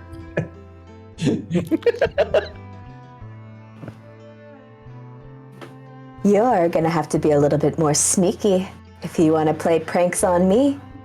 I've been playing pranks on my father since I was very little. Hopefully that's something the training will give me then. Good luck. Thanks for being a good sport. Just trying to let off some steam. Understood. You see like a sparkle in her eye, like, ooh, this is now a competition. Oh, fuck. What have we unleashed? Sindri's 100% excited at that sparkle. Run along, little one. Later, big one. So you let him go, and he runs his way into his other room. Yeah. And there you see Merrik on the bed, just like.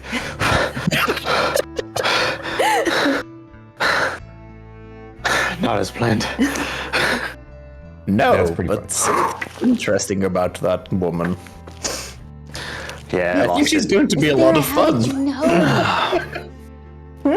How did you know that I was walking by right at that time? I didn't hear a thing. I listened. All right, what conversation do Sindri and Merrik. Merrik have? Thank you. I keep wanting to call him Lorcris, god dang it.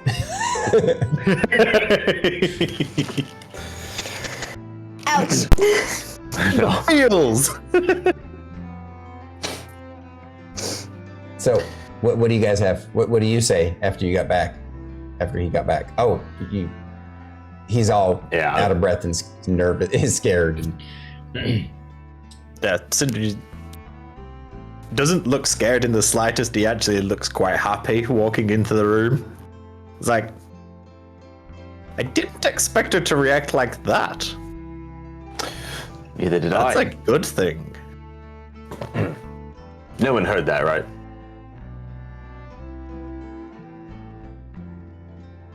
Heard what? I thought it was just in my head that I yelled out loud. All right, good. Glad I didn't. I'm not in the room. all right, if you guys are cool, that was a great role-playing scenario. I loved it. I adored it. You guys ready to start your next day of your actual training? Yes. Okay. Yes. Queen. Before we start the training montage, can we take a little break? Absolutely. If you guys need to take a tiny bladder break. Thyra needs to go pee. Yeah. I have to pee. Her blood is bigger than yours. You've got my blood. Man, we only made it an hour and a half in, Druid. Dang. Hour and 40? 36. We'll split Makes the all- difference. And I sat here the hour meeting beforehand. So I've been sitting here for 2 hours and 40 minutes. Like, You didn't go pee during the meeting? No, she didn't. Well, you know what? I'll give you a high five for that then. Quickly hide her cushions. She can hear you.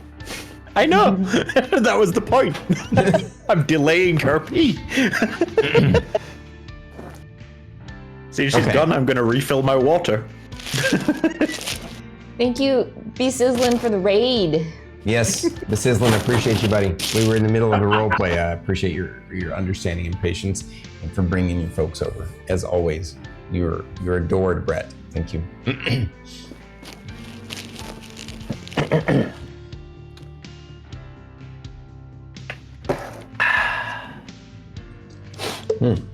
That's a good idea. That is correct, Zombie Bites. She can't hear chat, though. Yeah. Unless we read it.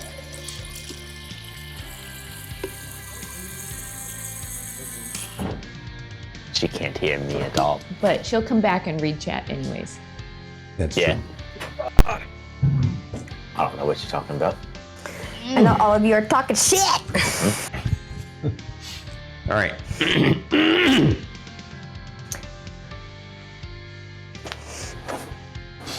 A Okay. gnome-sized break.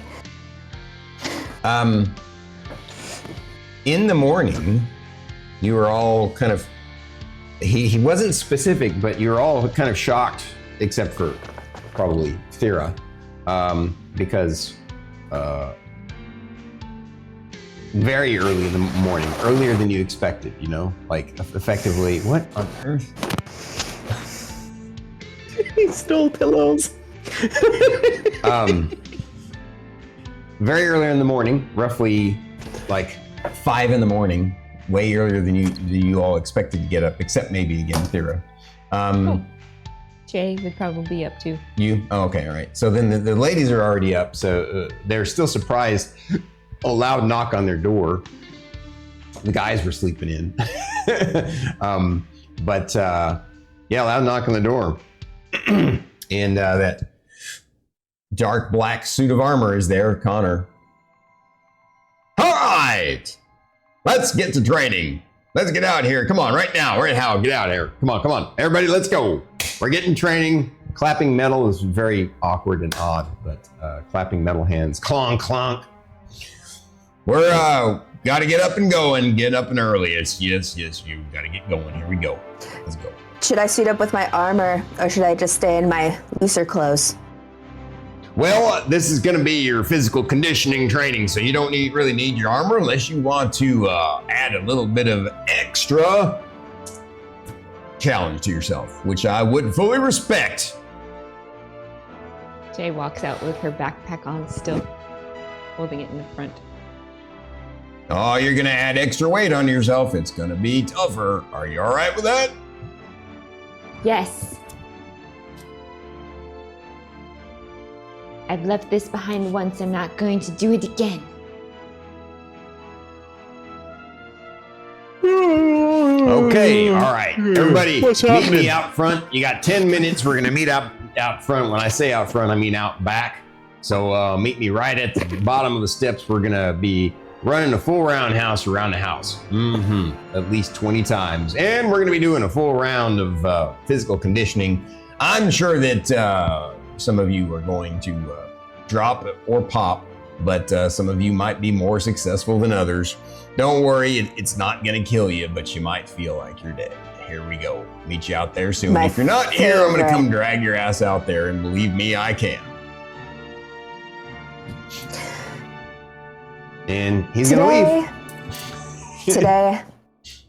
Today, she's just gonna, just for today, as a warm-up, today, she'll just have on like her loose pants and like, you know, like a wrap around her boobs, but like loose and like so she has like a lot more airflow because it's hot as fuck here for her. So she already knows that's going to be a challenge, so she doesn't want to die from heat exhaustion. So she's keeping it simple.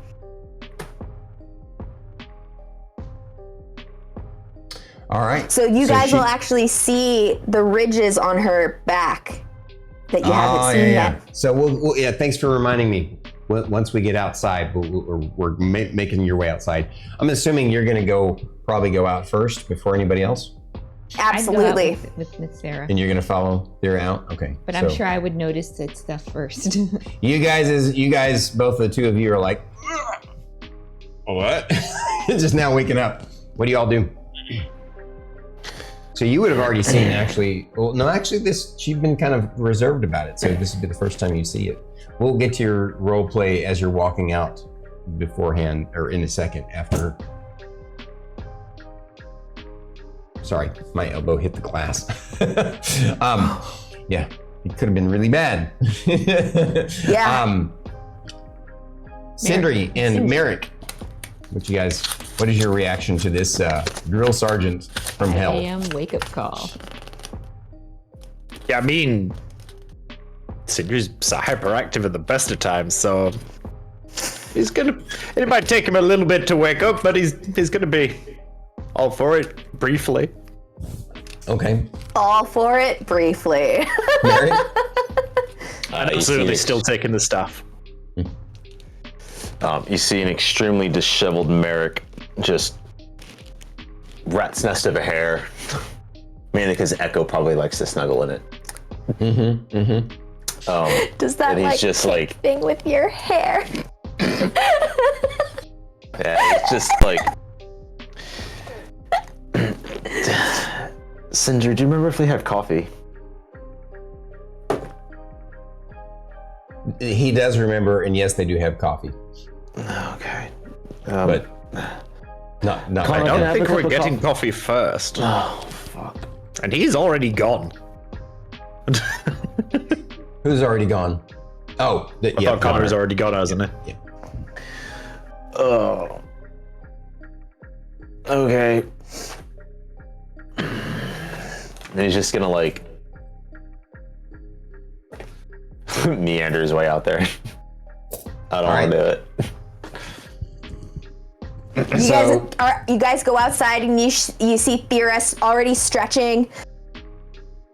Yep. You all Ready make to your go. way out. She made her way out. You see him out in the central courtyard of the back of the house, just standing there, just like a suit of armor. And as you all filter out and just kind of loosely out in the circle, you're right. You guys come out last, and you see. Now, would you have made any comments on the way out there about her, or were you just take a visual note of? I would have waited to go out with her. Yeah. So, like, if she's getting ready, I probably would have seen what she was describing. Yeah. So what you all see and what you see is she on her shoulder blades, down the back of her shoulder blades, there are these ridges that go a certain distance down her shoulder blade at sort of an angle, as if there's like some sort of unusual bone structure there. Shae would have jumped off the bed going, Miss Thyra, are you okay? Yes. Why do you ask? Your back looks different from mine. It's been there since birth. My mother just said that it was probably something that happens.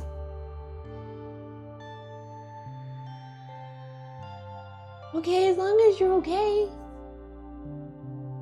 I don't know what it means. Doesn't affect me. It's different. It is. I don't know what else to say. I've had it my whole life. But then again, you are from a different world than me, so maybe everybody on your world has that. Not that I've seen, and I have seen plenty. Oh.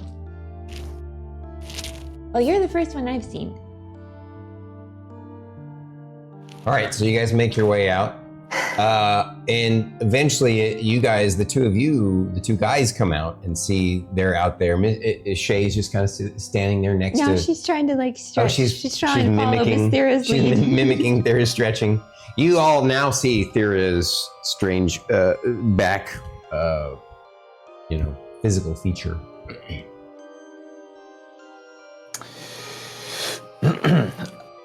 Merrik knows better than to comment on a woman's figure when she's temperamental. So he's just going to make mental note of it and just leave it as is. And Sindri? Grow all the more interesting, Thyra. Excuse me? Nothing, I just thought you were an average human. Pardon the average human, but slip of the tongue. I am, though.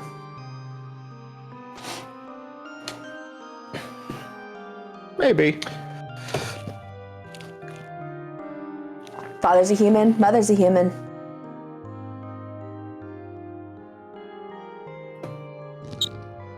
Very well. All right, so you all are kind of just loosely standing there.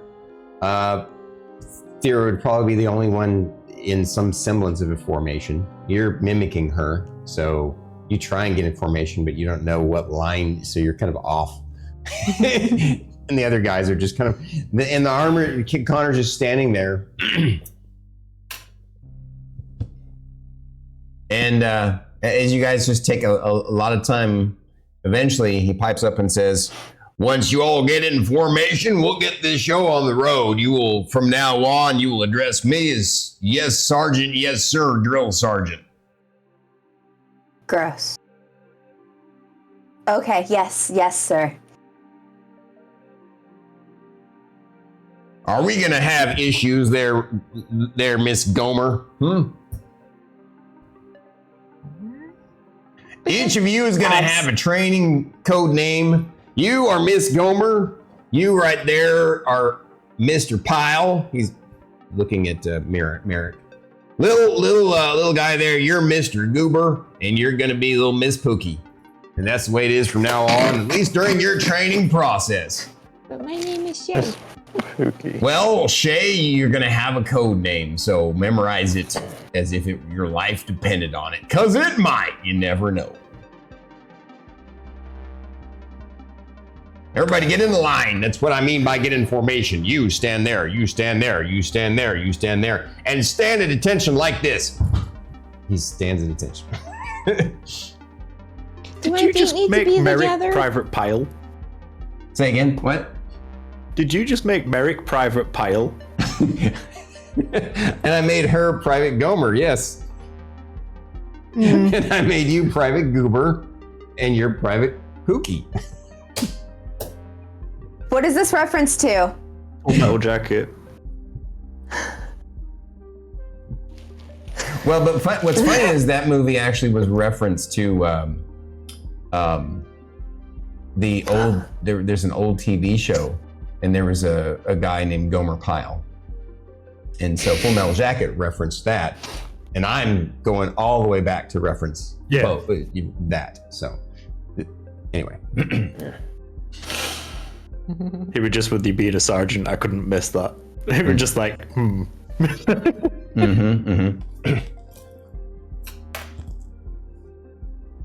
So after you all get done being fidgety,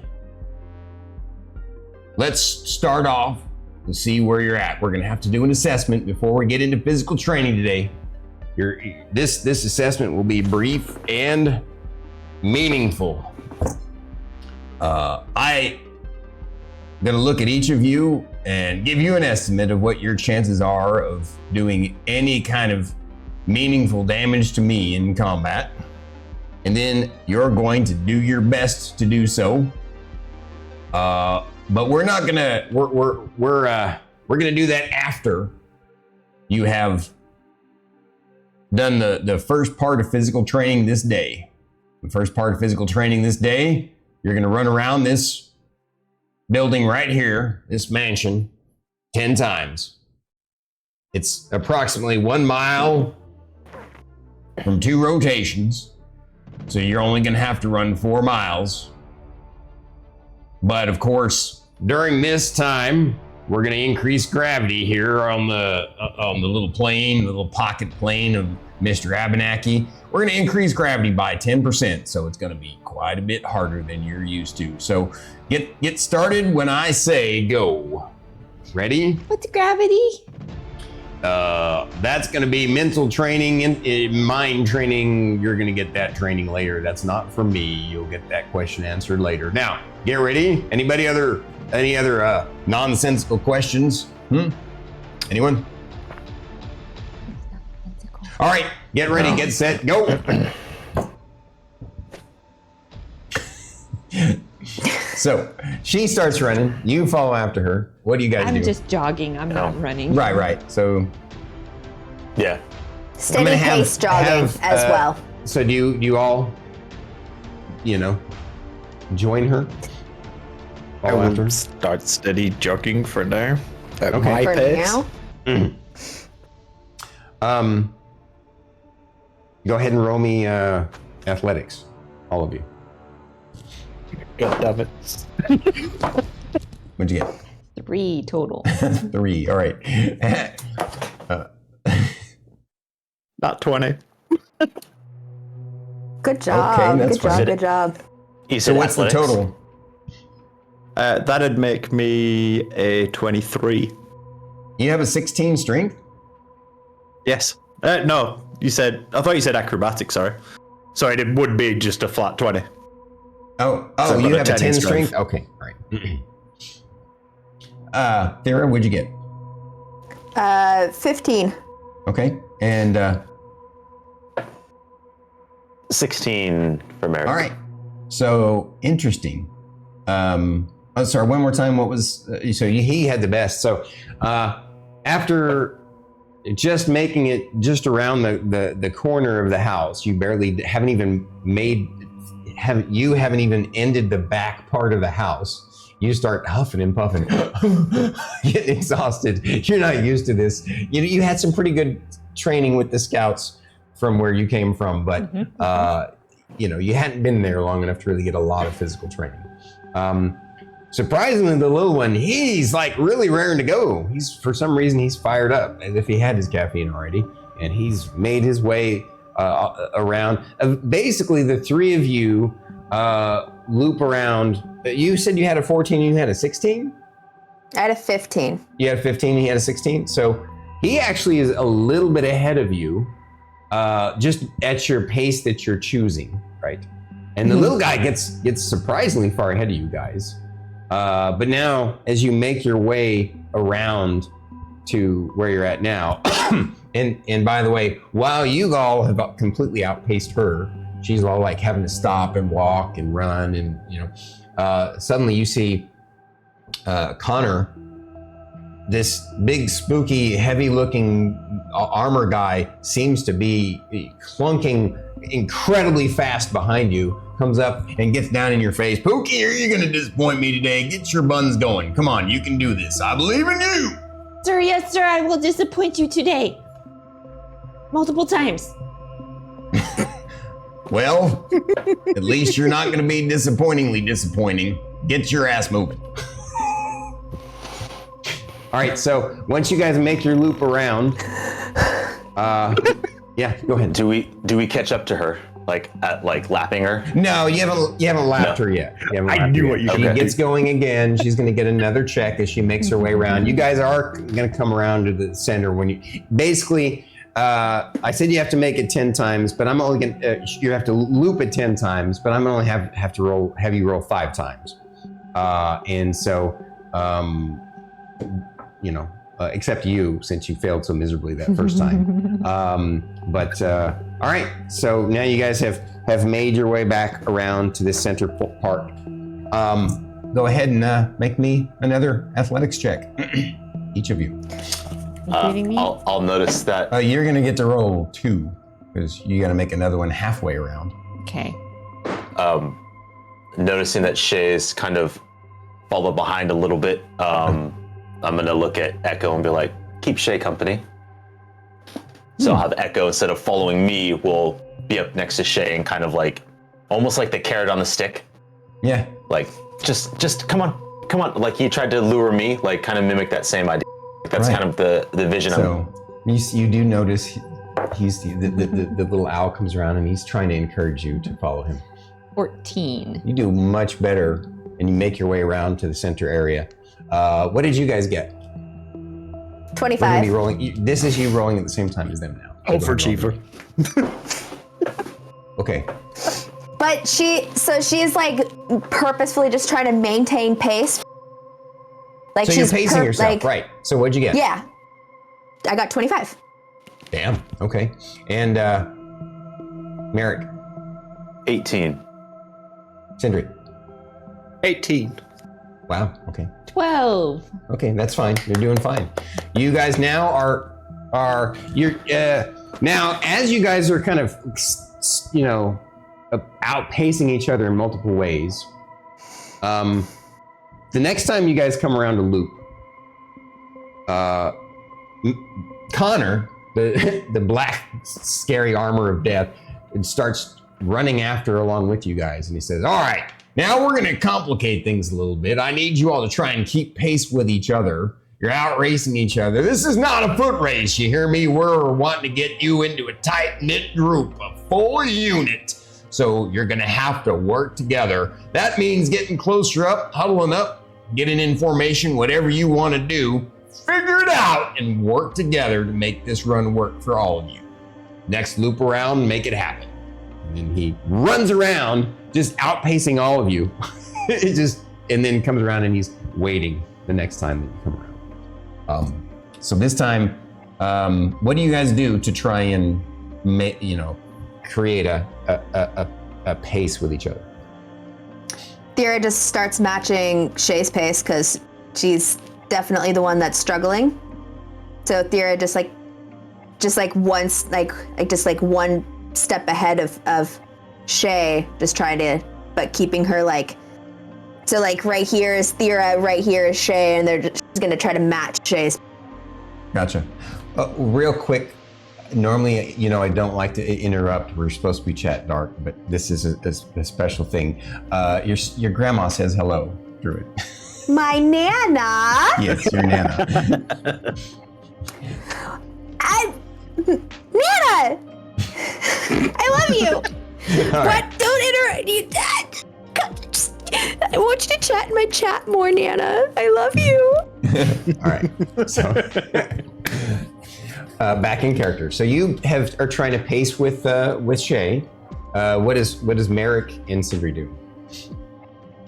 I follow suit. Okay. Makes the most sense. Happily slows down. Okay. So you all. My legs now are try and working make twice pace as with fast her. as everyone else. So as Shae comes up, she's kind of sort of oblivious to them trying to match her pace. She comes up, she's huffing and puffing. You're right. And seeing She's the Shae, American. I would cast Prestidigitation on her because I took my staff. To You're cool her running down. with your staff. Yep, absolutely. So My training.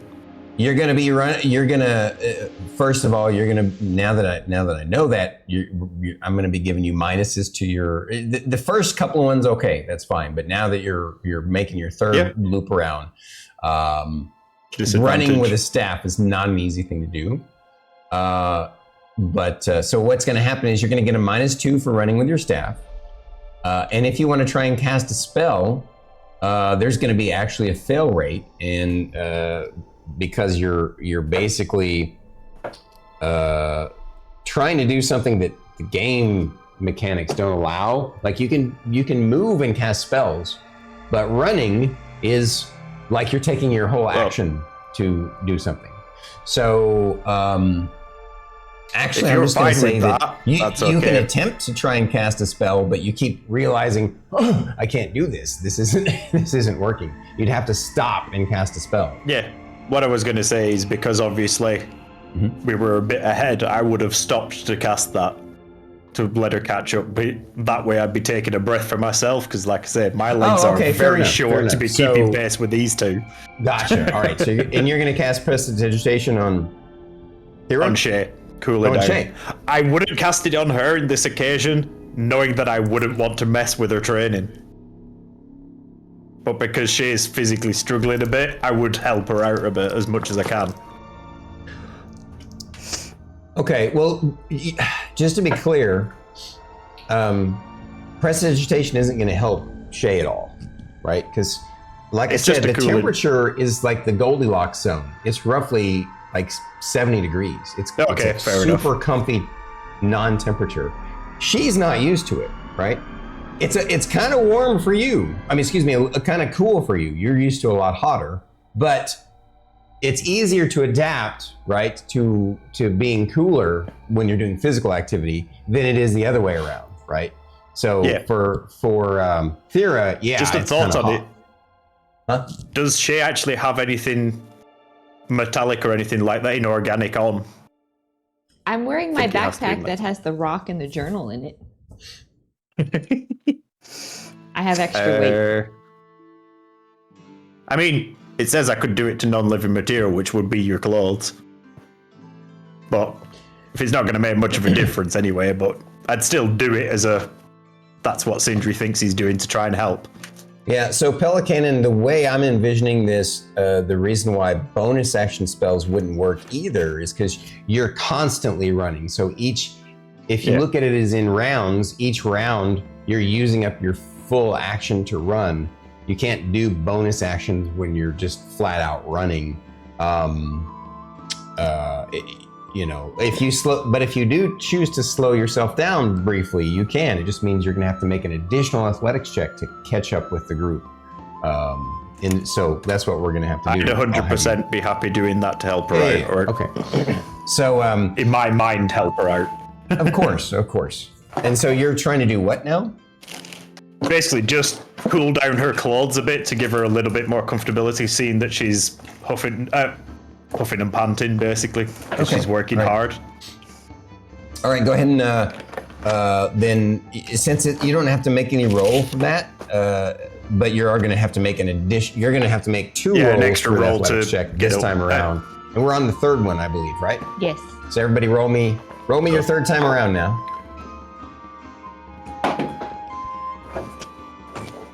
God damn. My two were 16 and 17. Your two, right, 16 and 17. Okay, Because he made me throw an additional one. Right. And you're going to be rolling an advantage because he boosted you. Oh. Wow. 19. All right. So, yeah, you're doing great now. You're doing much better. I've controlled my breathing. Obviously, the little guy's doing good too with some crazy rolls. How about Thyra and Merrik? Thyra got 12. Okay. Merrik got 16. All right, you guys are doing surprisingly well, keeping pace with each other. 2 more times. 2 more rolls? Yep, 2 more rolls.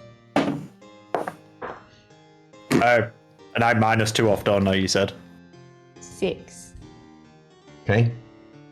So I need you all to keep your DC target is a 10. You guys so far. I think you 3 have made it every single time. You have failed twice. Okay. So what did you guys? You got a 6, and Merrik, 18, and Thyra,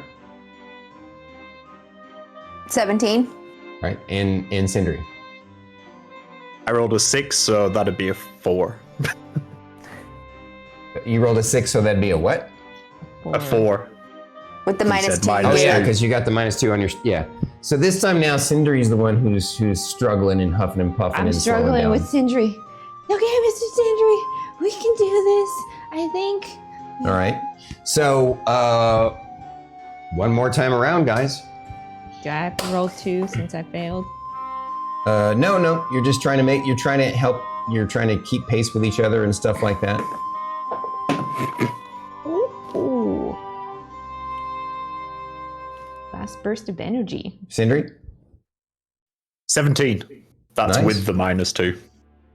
Wow, you rolled a natural 19? Well, no, you also have the Yep. bonus from your... No, you have no bonus. So yeah, I have no bonus. rolling hot tonight.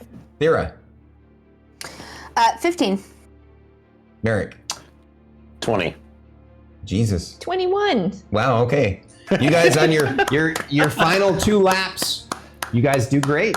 And you stop. You're still all, some of you more than others, huffing and puffing. Thyra is fine. She's not really affected much. What? Oh no, she's affected, but she's pushing through. No, I know. She is so sweaty. Yeah. Like- So, And smelly. yeah. Well, all right then. Gomer, Pyle, Goober, and Pookie, you did pretty well, I must admit. Your first time out together, you kept pace with one another, and no one dropped out. You need to make it just a certain smidge, and you did. But out of character, you just need to make 3 out of 5 rolls to succeed, and you guys all did that. So this bodes well for the future. But I will share with you, each morning during the next 3 weeks, this is exactly how your morning is going to start with this right here. And on top of that, I need y'all to drop and give me 20 right now. Get it done, or I'm gonna come Done. over there. 21. Done. She's already Push down. ups. Already doing Push it. that ground, push it away as if you're trying to push the whole little mini planet out into the star system. Are we rolling? Sindri hears that athletics and falls on his back and pushes up. Okay. First off, you go ahead and roll me an athletics check. Yes, it's athletics for everybody, except for Sindri, who isn't going to have to roll an athletics check for moving his arms up. Connor crouches down at you and says, "You're trying to be a funny man, little goober man? I don't think so. Flip your little butt right over. You need to actually push down on the ground, sir." That's fine. I was just doing as ordered. Thyra smiles as she's doing her push-ups. All right, what'd you get? As Merrik I got is it. going to do his push-ups, he's like, 22. well, for it to be a planet, it'd have to be round.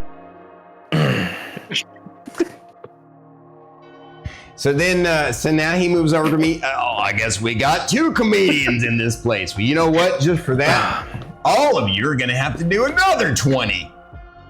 So go ahead and Good luck. Sounds good. What was your athletics check, Merrik? And what was Thyra's? Mine was 16. Mine Okay. was 18. Right. And Sindri, you already made yours, right? Or what was yours? I did make mine, but I'm presuming I had to make a delayed one now because obviously I pushed the sky up first. Yeah. So no, you're fine. You guys are fine. So you all did good on your first set of push-ups, and now he's making you do it again. You wouldn't have had to otherwise. Roll again. Yep. 10. And 21. Merrik, 20. Sindri. 2. All right. So you're trying to. Oh, your muscles are screaming at you. Oh, and you can barely get like 3 push-ups up at that point. And he gets down at you and says, "You better push that. You better do it. You can do it. I know you can do it. If you don't do it, I'm gonna step on you. Come on now. You can do it." So go ahead and try one more time. What? Sindri wants to make a comment. Okay. But let's not forget my legs are shorter, so I've run twice as far as this lot. Well, if you think you want a cookie and a gold star, then you're gonna have to look for a cookie and a gold star, because I got none right here. Just do what I say and you will make it happen, sir. All right. Oh, you're saying Now. there's going to be cookies? Okay. Basically, he runs you through some push-ups and some sit-ups and some squats, and has you all exhausted at that time. And then he says, "All right, back into formation, troops. We got this is that assessment that I was going to tell you about, and you're not going to like it very much. I can guarantee you that. So let's start with you, little Pookie. Come on out here. We're going to do a bit of a demonstration, unless anybody else wants to first. You know what? Yeah, you step back, little Pookie. I'm going to take a quick glance. You go ahead and keep your hand up. I'm going to go ahead and take you up for it, little lady. So first, we're going to come over here like this. And I'm going to, looking at you, Pookie, I give you a 0.0001% chance of doing any damage against me. Sir, yes, sir. I will be another disappointment. Coming over to Gomer here. No, she's Gomer. Coming over to Pyle here, I give you a 0.002% chance of doing any damage against me. And Goober, I give you about a 0.01% chance of doing any damage against me. I'm gonna say that Private. Wait, which one was Gomer? You're Gomer, right? There is Gomer. I'm gonna say that Gomer has a 5% chance of doing any damage against me. Let's see if she proves me wrong. All right, you're wanting to get all uppity, so come on over here and get it done. Do I get to go punch him? He has next to him a table. I guess I should have described this. He's got a table next to him with some weapons. He says, "Pick a weapon of your choice and wail away at me with one strike and see if you can get it." What was that? I'd prefer my sword. Well, you probably would have kept the sword with you, right? You would have. Well, so this is the thing. She was told this was athletics training, that this was not martial training, so she would have left her sword in the room. Because Abernathy said that she was not training. We were chatting, and I wish you had said weapons. something, because there would have been an interesting reaction there. That's why I specifically asked, are we martial training, or are we actually just exercise training? Well, I don't remember hearing you ask that, so I apologize. Yeah, because that was with Abernathy technically the day prior. No, that part. No, I'm talking about when Connor came to your rooms for the physical training. Yeah. Okay, But well, so how about she this? was under the That's all right, impression, so she didn't have. Hang on, never mind. Yeah. Connor says, "All right, if you have a preferred weapon, go get it right now and get your ass back here in 2 minutes." He looks at his as if there's a watch on his arm. This is why I asked. I'm gonna have to talk Would you to like to Abernathy. have run with the sword? Just go get it. It'll be all right. And she goes and gets it. All right, you're gonna go get your sword. She's gonna have complaints with Abernathy though.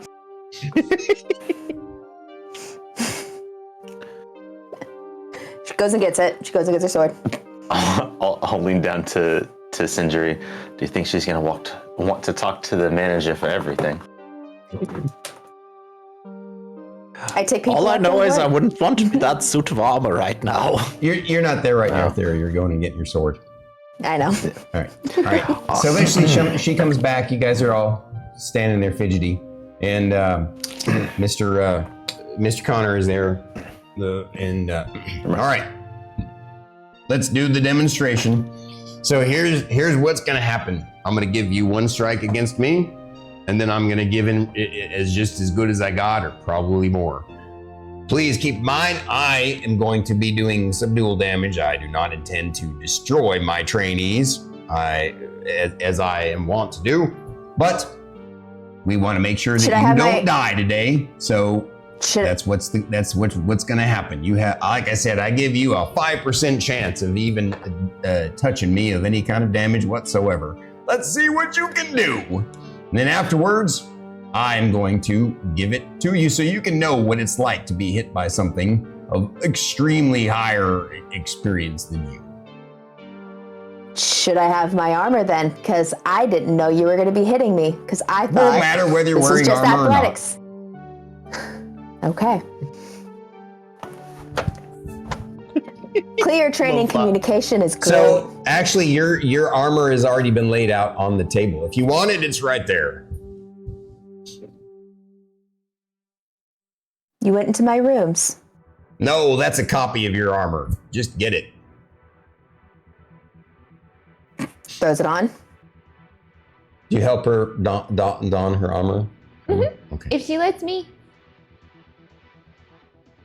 You see this like fire in her eyes, like I literally asked. Okay, so she's ready. So yeah, I mean, we're not. This is just theater of the mind, basically. You all are watching in the line. She steps out of the line. She's got her armor on. She's got her fancy shiny black sword, and take your shot at Connor. Uh.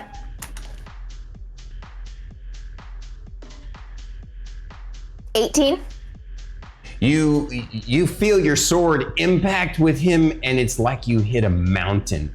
It just bounces off of him, and like it's not the sword vibrating, it's the vibration of like you hit something really hard, and it feels painful in your hand. And oh wow, Raiders, Kieran Chicato. Thank you, Kieran, for the raid. Thank you, Kieran, for the raid. Big stormy hugs. Wait, we just got appreciate you guys. Stormkeeper outed. We're at chat dark at the moment, but for all you folks, thank you for joining us. We're in the middle of sort of pseudo kind of theater of the mind combat and role playing. So Welcome to the newest streamer of Stormkeep, Kieran Chicato, and his Yes. lovely community. I was about to say that. Thank you for reminding me. That's awesome. So all the folks that are already here, Kieran Chicato is our newest Lord of Stormkeep. So we appreciate him sharing his folks with us. And we will take great care of them and entertain them. Does anybody else have anything they want to add to say to Kieran Chicato and the Raiders? What's up? You know, Solid. Solid. Right Hold on, on. wait. I got one. All right, thank you guys. We'll get back into the role play. So you took your swing and you're like, oh shit. And after you hit him, it was like nothing you've ever hit before in any kind of training or experience you've ever had. Like it was like like you've never hit metal. The sound of it for all of you, the sound of it was different. And oh wow, thank you for the sub. I appreciate you, buddy. The sound of it was different. The feel of it was different. It was the hardest thing you have ever smacked with any kind of weapon. And you're actually looking at your sword, worried that the sword was hurt because you got this cool new sword. But the sword seems okay. You kind of get the sense inside. You get a slight bit of emotion from it, though. It feels annoyed, just like you feel. And you're not sure if that's you feeling or the sword feeling. Probably a little both. Connor puts his his hands on his hips and says, "Well, it looks like I overestimated you, little lady. I should have given you a 0.1% chance to. Oh well, I'll know better next time. Here you go!" You see his arm suddenly turn into this big old long heavy mace.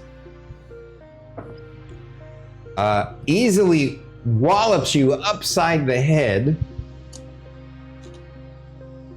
Again, subdual damage. You guys see it like he clocks her right in the chin and lifts her up off the ground, knocking her back.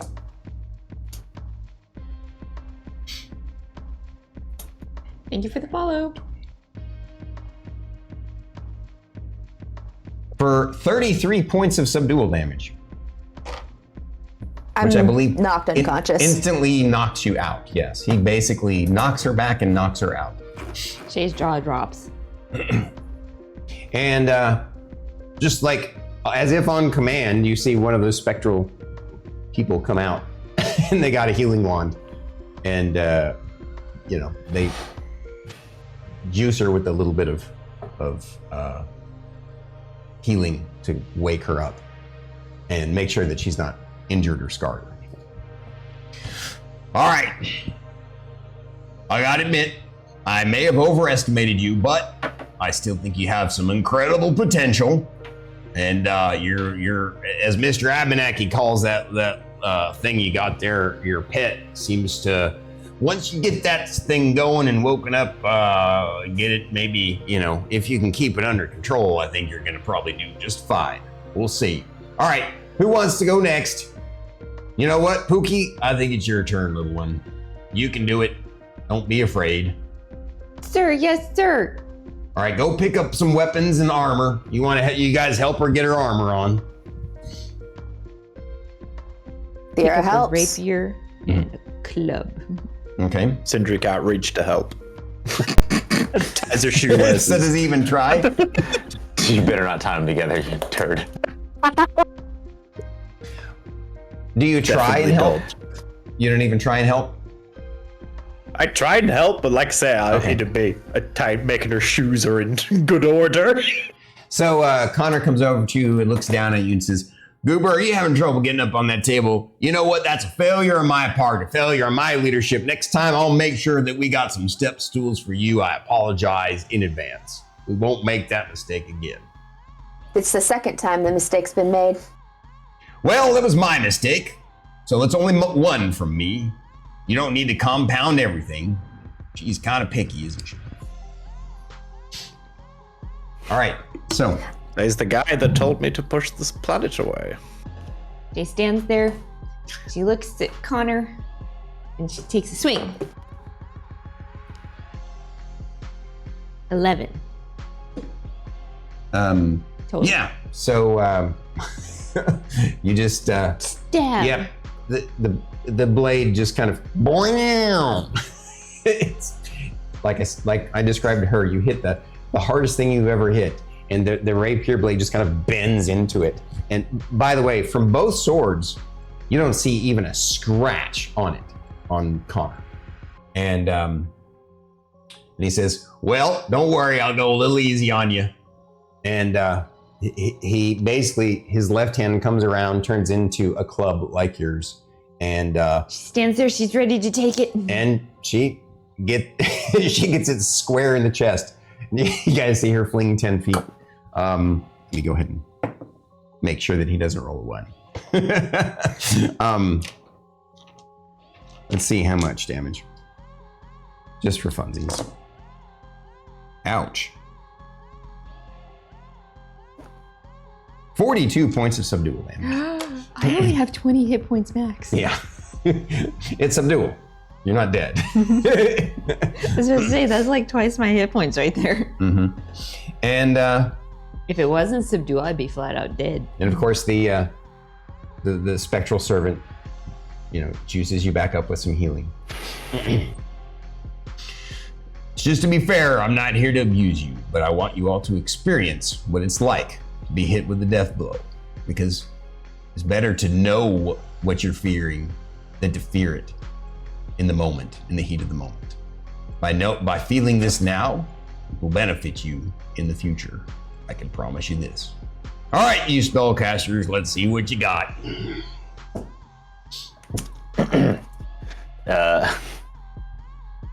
Rock, paper, shears. I'm going to cast Mage Hand behind him and give him a little push.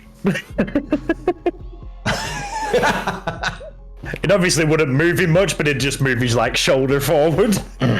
All right, looks like we got a volunteer. Looks like it's Private Pile. Get your butts up here, sir.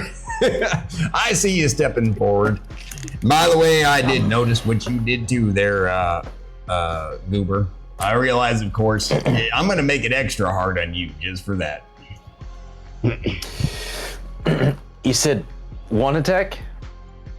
One attack of any kind that you choose. All right. Well, it's quite a few I could do. As he pretends to ponder what he's gonna do, he's like, "Oh, no," and then I'm gonna use my meta magic subtle spell to just cast magic. Okay, so you throw magic missile at him, and of course, magic missiles don't miss; they always hit. But unfortunately, the weirdest thing is they seem to completely fizzle as they hit him, as if he seems to have some sort of resistance, or more than resistance, some sort of magic immunity. And so effectively not doing anything to him. But he says, well, now, I guess I really underestimated you a little bit. You did pretty good. Not bad there, young knowledge seeker. Well, here's your knowledge for you. Swap. So, Question. make sure he doesn't roll a 1. He doesn't. Yeah. What? I'm assuming his to hit is just gonna exceed any of our ACs. But if he rolls a 1, He has a chance to loot. Yeah, he has a chance to miss if he rolls a 1. That's what I'm asking, because Merrik would legitimately throw up shield. Oh, fair enough. Yeah. Yeah. Makes Like sense. it's that reaction. He's All like, I right, don't so what's really your want- AC with shield on? 18. So you're going to be taking 14, 18, 19, 20, 30 points of subdual damage.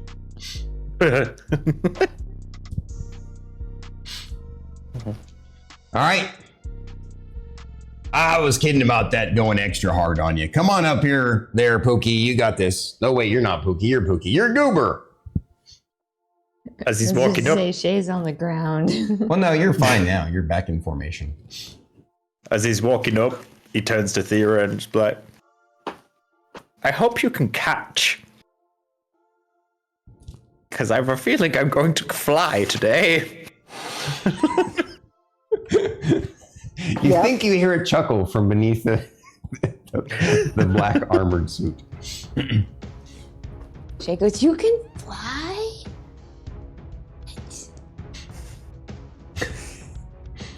I have a question for you, Connor.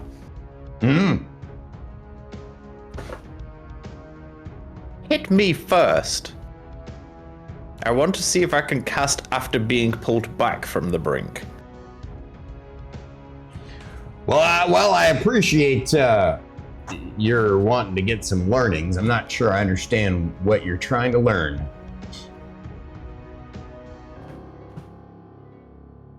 So, Essentially, add a character, I'm not understanding what you're saying. Like, essentially, it'd be obviously this would be a death blow, but what Sindri's trying to do is, if there was a point where there was a near death blow, he wants to experience what it'd be like to take that and then still have to throw a spell back. he says, well, I'll make a compromise with you, which means I'm not going to compromise at all. But tell you what, I'll let you cast another spell after you get your ass knocked out. How does that sound? It gets me what I asked. But All right, supposedly, so- I just used 2 spells instead of 1. All right, cast your spell, see what you can get done.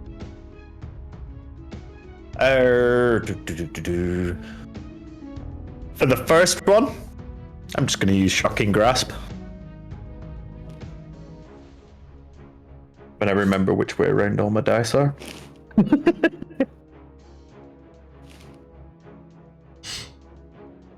Oh, I get advantage on that because you're a metal. Do I still get an advantage with him being magical resistance thing? Well, so his resistance is gonna what he has. You guys don't know or understand. So I just meant for the roll. You still get to make your spell attack. Yeah. Okay.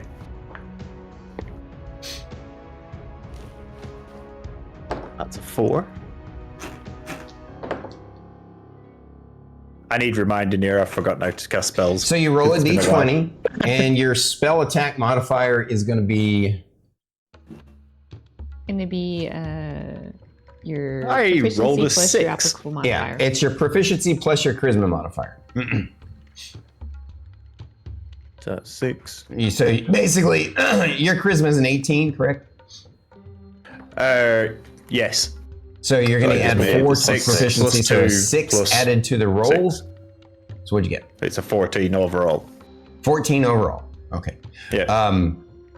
Yeah, you don't even actually get a hold of it. You just like. It's almost as if, like he moves but doesn't. And this was with advantage. You got a 14. Yes. Okay. All right. The other was a 1. Ah, gotcha. You're getting clever. Shocking grasp.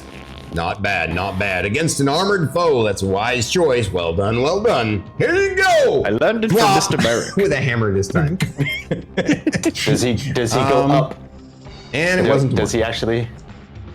Does he What? fly? Does No, he actually, get, like, just to substantially be airborne? comedic, Connor, instead of making him fly, he hits him. He kind of pile drives him like a nail, Right. like a hammer hitting a nail. Oh wow. Am I now 3 foot 1.5? 36 points of subdual damage. All right. Oodaloo. So they come around and heal you up. And he says, all right, you're getting up now. Will you get your freebie? Okay. You're Merrik.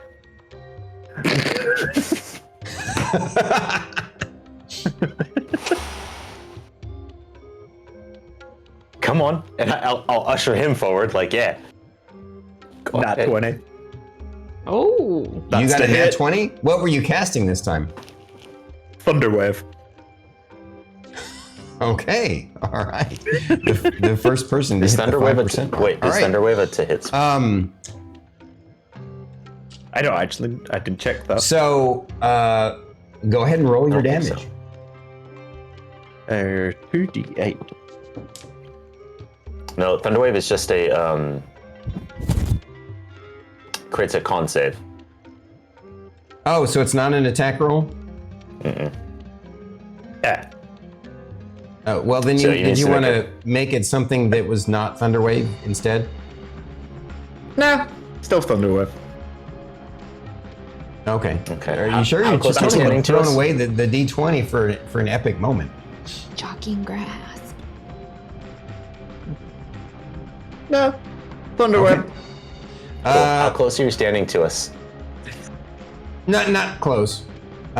Basically, he cast I got Thunderwave. I'll drive down, so. Okay. Let me read it because it's obviously different.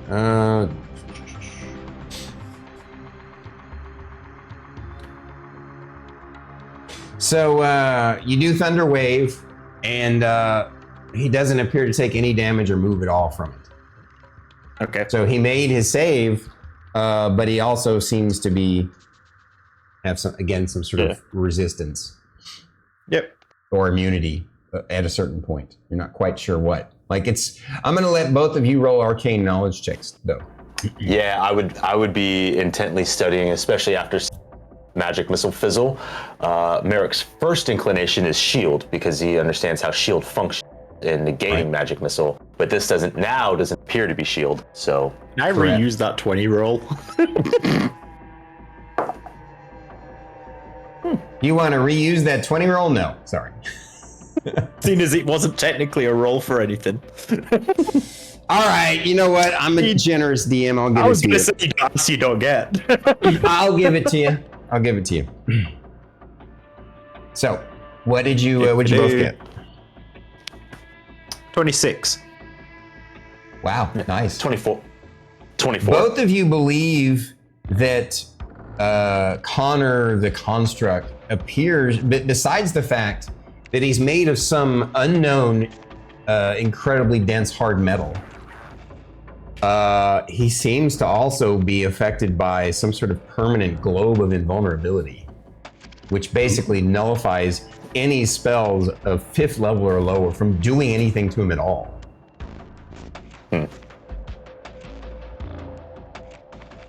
Just for everyone else's knowledge, because I rolled after you'd said no, but then changed your mind on it. Mm-hmm. I rolled a 5. I don't mind you keeping it. It's okay. It's cool.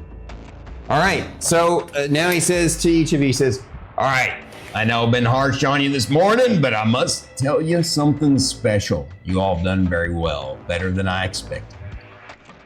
You all are going to adapt well, I believe. Each morning you're going to come out here. We're going to do this physical training. The combat training part, that's going to come later. Yes, you have a question, Thyra. Just hold that question before I finish in case I answer your question with what I'm saying. After physical training, you're going to have breakfast. Then you're going to go to mental training.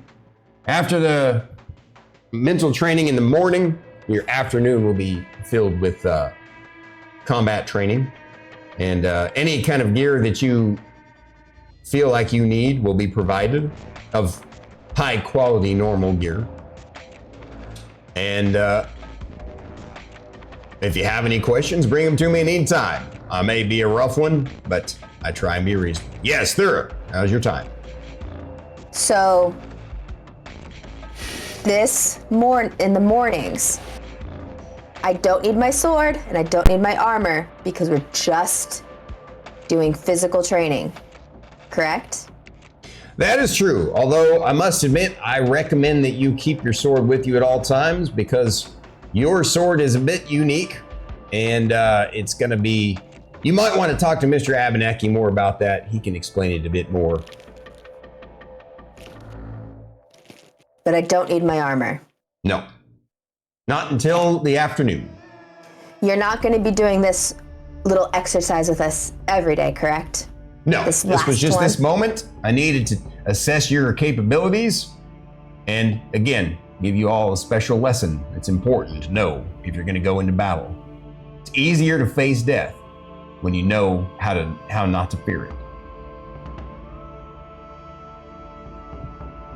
Just wanted clarification. Of course. We're nothing if not clear around here. Well, you are the best of our Except ability. this morning. All right. Looks like we have another question from Fate has a question. Fate has a question. Oh, Fate has a question. Yes, Fate. Yeah. If we are going to be moving to the next section of training montage aspect, do you mind if we take a quick proper break? Absolutely. Absolutely. We can do Beautiful. that. Gonna be a montage. Now you get a montage of old D&D. All right, so we're going to do Excellent. the montage Thank you. break. Guys, all you raiders and subbers and friends of the channel and lords of Stormkeep and folks and regulars. I already said regulars. I did that twice. Thank you for coming. Enjoy the comedy montage. We will be back in just about 8-ish minutes. If I can find it. Here it is. Yay. Over their picture on Discord. Oh, it's only over your own picture. You see it on... Oh, okay. Yeah.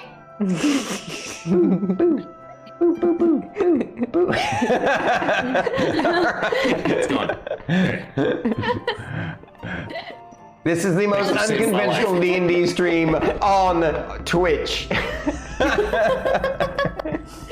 The mouse. How to distract the streamers? Mouse.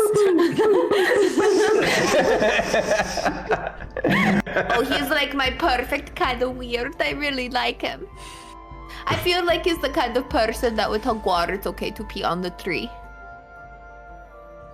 And that feels very important to me for some reason.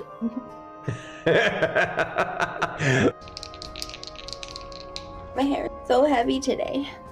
Well, you did wash it. It's full of water. I know. So stretch, right? Stretch, stretch, stretch, stretch. Oh. Fencer's pose. Oh, okay, now you're showing off. Don't do that. I can't touch my toes. That is, she can do standing mermaid on one side. Oh, standing mermaid? Let's see if I can do it in jeans. Okay. Foot into elbow. Connect the fingers. Quick save, quick. Okay, cool. It also sometimes does this sound, this random thing. It just happens from time to time. I think it has to do with some sort of decondensation or something. I don't know. It's really weird. But I swear to God, it sounds like an army of masturbating gnomes. Are you sure they have squirrels, Stormy? What? Are you sure they're not masturbating squirrels? No, I'm Like, pretty on sure my they're. affiliate I'm stream? pretty sure they're no. You know, just a. It does. It's just this sound. It's this weird sound. But you've proven time and again that your eccentricities are beneficial to not only yourselves, but to the guild and to the land in general. So. We are so special that he pulled out the dictionary for us. He used big words. And the day had come. The party was ready to begin their fights in the arena against the number 2 ranked guild. Here they are, up against them. The name, the Loam Riders. Will they defeat them? Will they be beaten by them? And such it went. The battle began. It looked like it was fairly even, but it was not. Soon, 2 party members were down, and the cliffhanger had begun.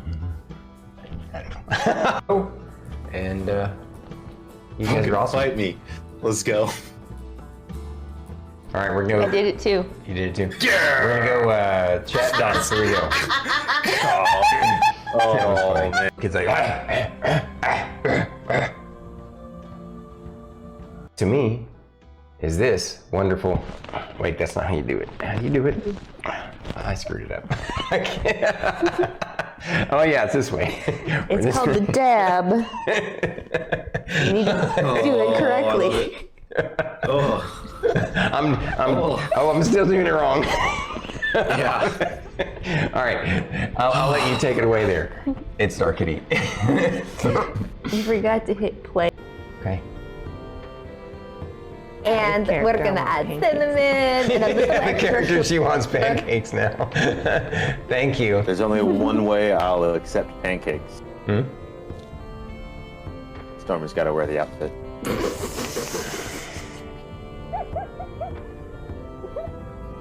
It's canon. It's the only way I think any one of us can enjoy them. Later. You see? So, you guys find yourself that evening dabbing at the inn. No.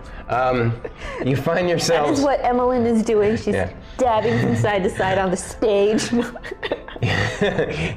Oh, he's pretty cool. Okay. My Chonkapillar. Chonkapillar's ass liked him. The butt. Chonka butter. It's a little tiny, like, excellent. A little anime X for his little bunghole.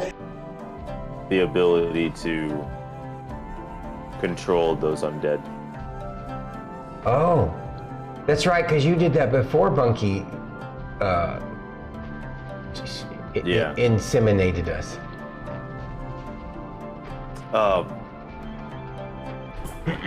Alright, and the Bob Ross moment has ended. Eating my butt. Freaking chair. And that deep-throated person over there, the one with the green hair. Just kidding. We were going down ha-ha. Oh, I didn't mean like that deep. I meant like deep sounding voice. Oops. deep what? He's got a deep voice, guys. That's what I was trying to say. It's true. Yeah. Do you have a very deep voice? I know I do. It doesn't frustrate you because it's something you can focus your mind on, and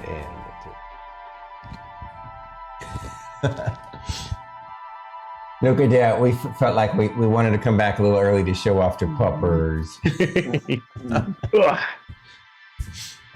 How is the Doge? That's the Naboo-san. He's okay.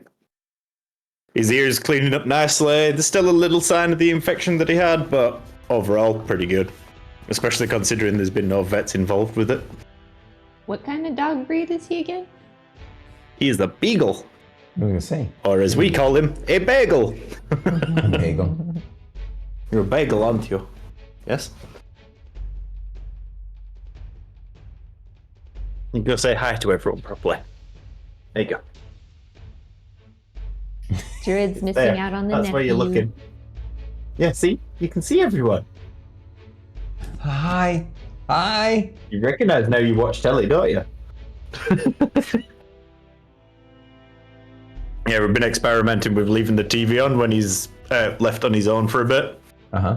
And I've specifically found certain channels and certain programs that have dog-sensitive colours. And since I've done that, absolutely loves it and sits there watching. Oh, that's amazing. That's beautiful. Oh, yeah. That and his favourite films are Cats and Dogs 1 and 2.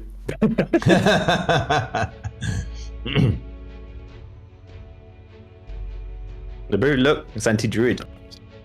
Apparently he knows you. He jumped down straight away. Oh crap! She's eating. I went. We're live. We went out of. We're showing off the doggo. Sorry. I'll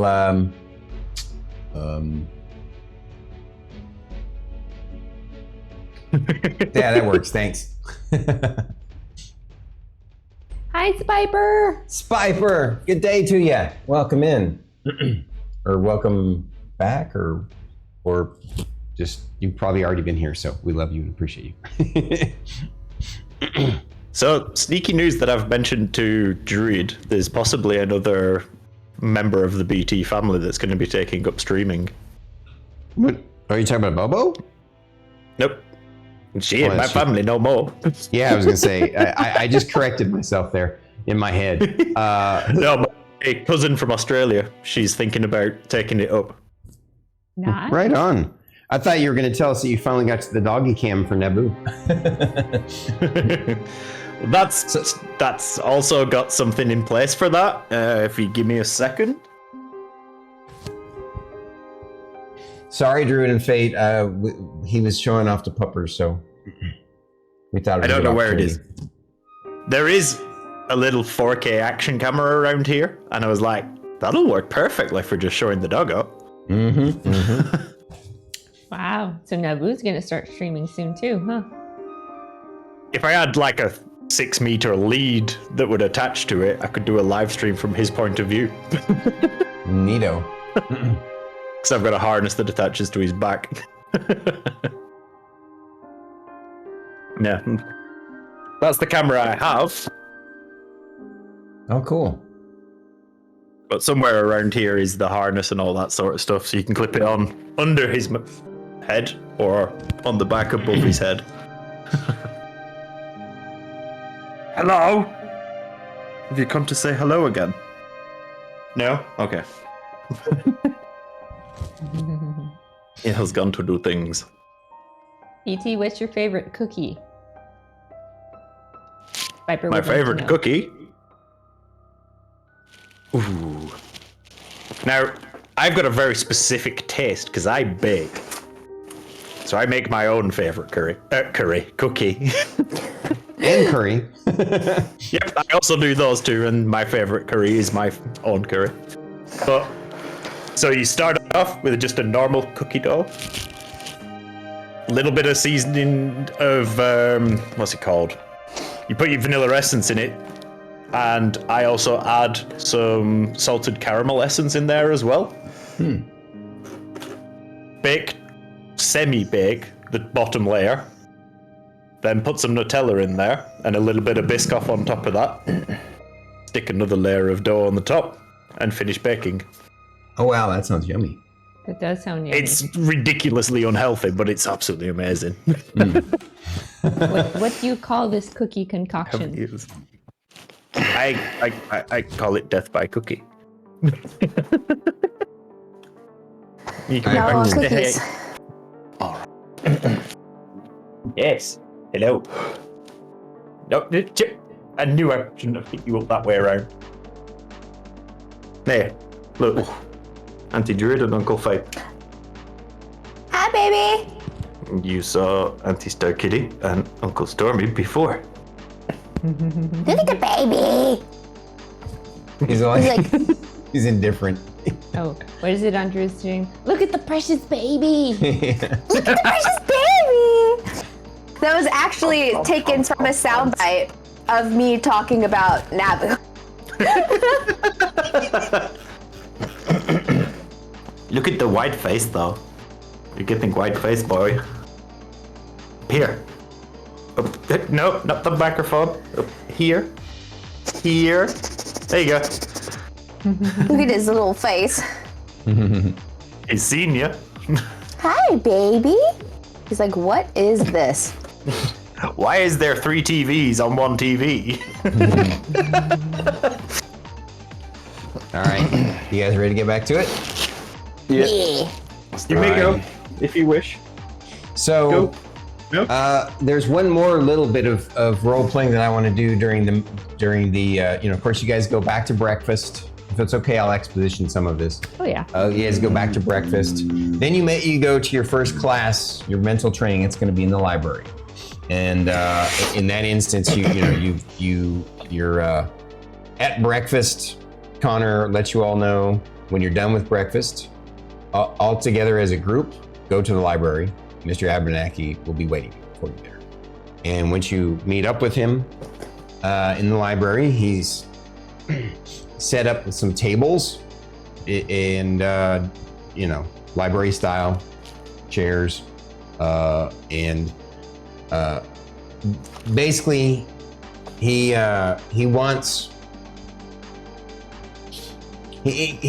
lays out a training program where the 4 of you are going to work together with this special magical book that teaches Celestial. Not Celestial, excuse me, Abyssal. And he's going to let Merrik go first with it as the resident linguist.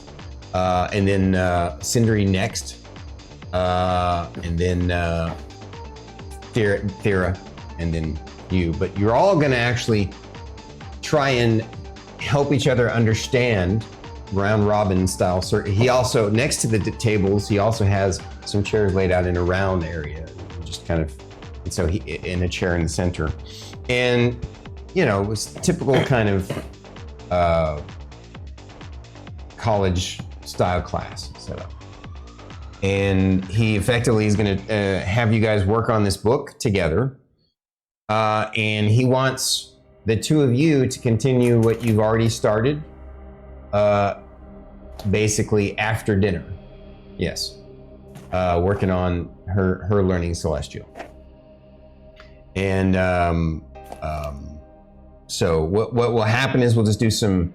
One other thing, though, that I do want to role play while you're in that first initial training program, or excuse me, the first initial day of the mental training, as he calls it, mental group training. He says to you all, so have you had a moment to practice and try the comprehend languages capability, or were you waiting to do this today? We were waiting until today. Very good. I understand. I thought that you might give it a go on your own, but considering that you may not know how to proceed, I understand that you have not. So what I'm going to do is... It has been a long time. Yes. I'm going to have you run through a visualization exercise that I believe will awaken your latent ability to use this spell-like effect. What I want you to do, Thyra, I'm going to have you sit in chairs facing each other, the two of you, with your rock. She digs in her bag and pulls out the rock. And I want you to close your eye. Yes, what? She always has so many questions. But should we also include the journal? Let's do one piece at a time. Once you have activated the spell, you can always look at the journal as well later, because I believe you'll be able to do this once per day, once per, out of character, once per long rest, right? I think that's what it says. Okay. Yeah.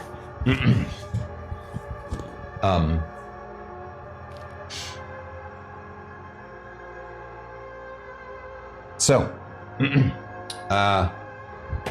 he basically walks you through this visualization exercise and tells you, I want you to visualize the person that taught you your rune carving skills. And then go back even further. I want you to imagine your ancestors, your parents, all those who might have taught her. Focus on all of the different runes that you have learned and how they interact with each other and the things that you carve them upon. And then I want you to imagine that these runes, they all say something. They all paint a picture or tell a story. And by doing so, I want you to then realize that all language does this, whether it's runes or sigils or alphabets. And I'm quite confident that you will be able to awaken this latent ability. So as you're doing this visualization, I just want you to roll a concentration check, which is a Constitution saving throw, I believe.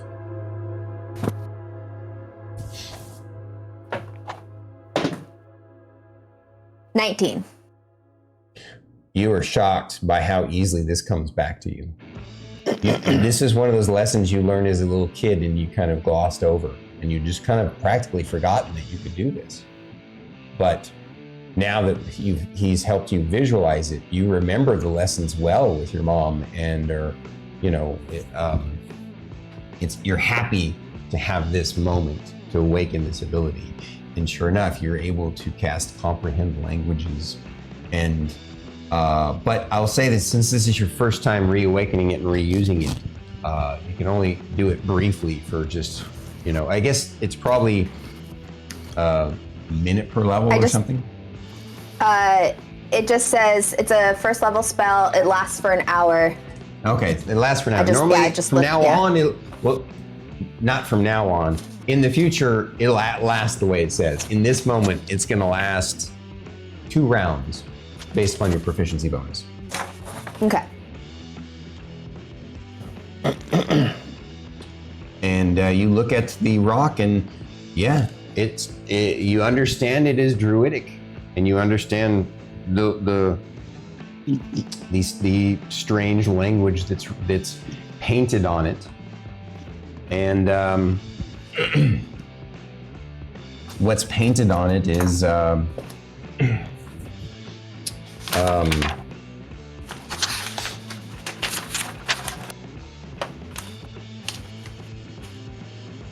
my sweet friend's child, my new sweet friend, my precious, my pet, more than a pet, a companion, future, knowing, understanding,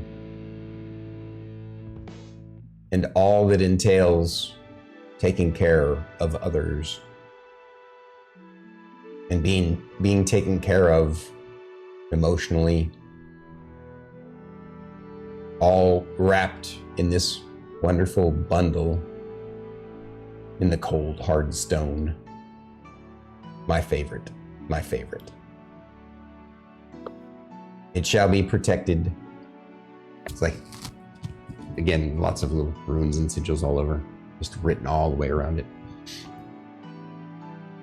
And one day, maybe, it may have extra meaning, as it should, from the old world.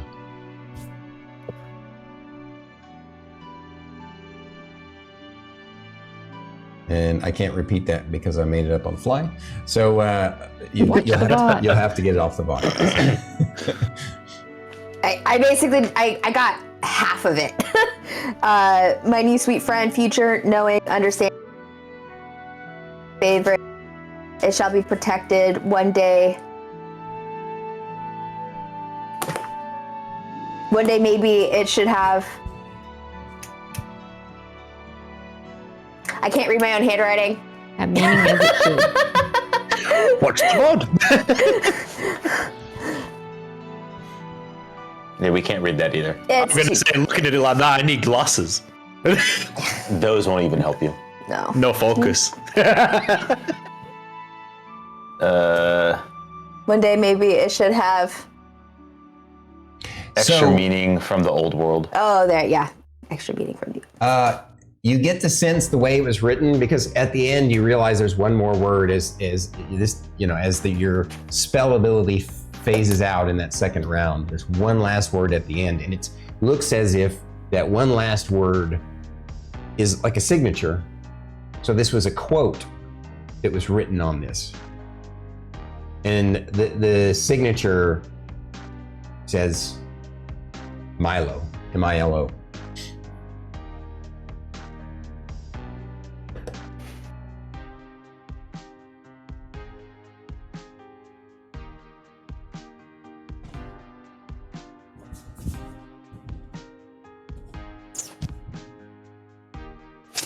As I'm reading it, I read it out loud to Shae. Merrik takes notes. Shae is in awe. Shay's in awe. The first time she's ever known what it was written on this precious rock from her mentor.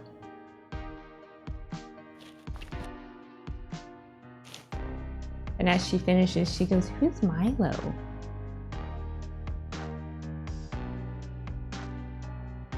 She's thinking in her brain, it's like, do I know a Milo? You don't remember any specific person named Milo from your mentor's stories. Maybe the journal will say something on who Milo is. Perhaps.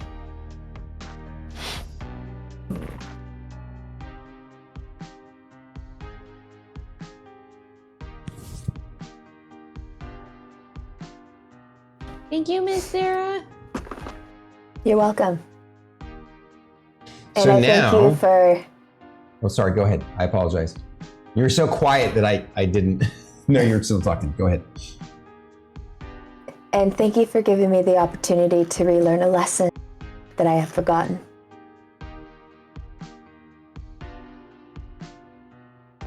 That's it.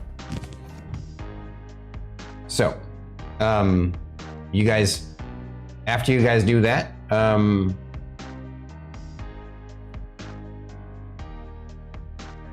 he basically tells you that he's going to be mostly hands off for this language training with the book. So it's going to be an extra challenge for you. But he wants you to, if you run into any roadblocks, he'll be sitting nearby. You can always ask him, and he said, I make it clear that my answers may be as cryptic as the question that you ask, but they will be designed to help you come to the answer instead of spoon feeding it to you. And sure enough, like, you guys run into some roadblocks while studying this book together, and go to him with some questions, and sometimes his answers are as puzzling as the question that you asked, what you're trying to figure out. But over several hours, you all are able to suss out some interesting things and figure out what's going on, and you feel like you make good headway with this language today. And then, of course, the day ends with another meal. You guys are kind of spoiled by these amazing meals that he's always providing. And was there any other during the mental training? Actually, I need to have you guys. Yeah. So I jumped ahead of myself. So the language training is one part of this, but the last part of the day before you guys go to dinner, he is going to have a group training with each one of you, and each one of you has to volunteer. And he knows, he tries to comfort you, says this is going to be a little uncomfortable, but we're going to be doing first aid training. And basically, you all are going to be each day during these several weeks, you're all going to be working on this first aid training at the end of the day. And with enough good rolls during this time, you will all gain proficiency in medicine if you don't already. And if you already have proficiency in medicine, you'll gain expertise in it. And what I'm going to do is I'm going to say that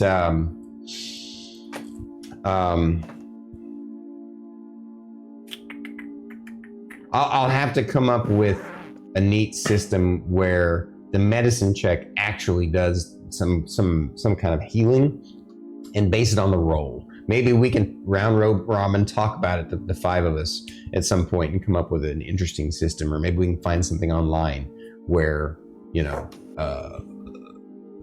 medicine can become like a neat, extra way of doing some healing. That's not like crazy powerful. It can't be as good as healing potions or healing spells, but I don't mind it being decent. If that makes sense. So then in the evening, on your own, he wants Merrik and Thyra to work on teaching her Celestial, but he also asks you not to spend too much time and don't get overloaded. He doesn't want to burn you all out. So just spend no more than 90 minutes in the evening working on this training, on this teaching. Now, obviously, in your own time, Thyra, if you want to study a little bit more, that's fine. But he says, give your brain a break. Your muscles need rest, and so does the mind.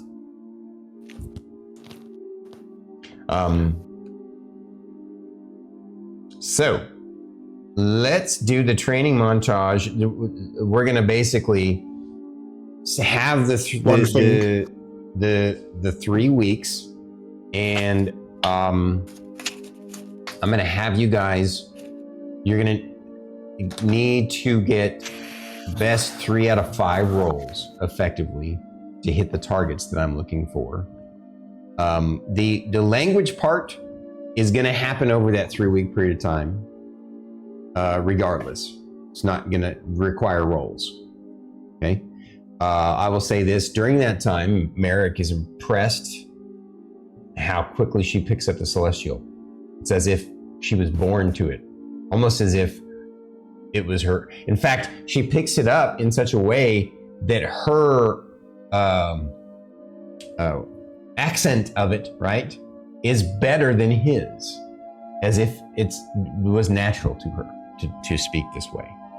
Obviously, that plants some interesting seeds in his head.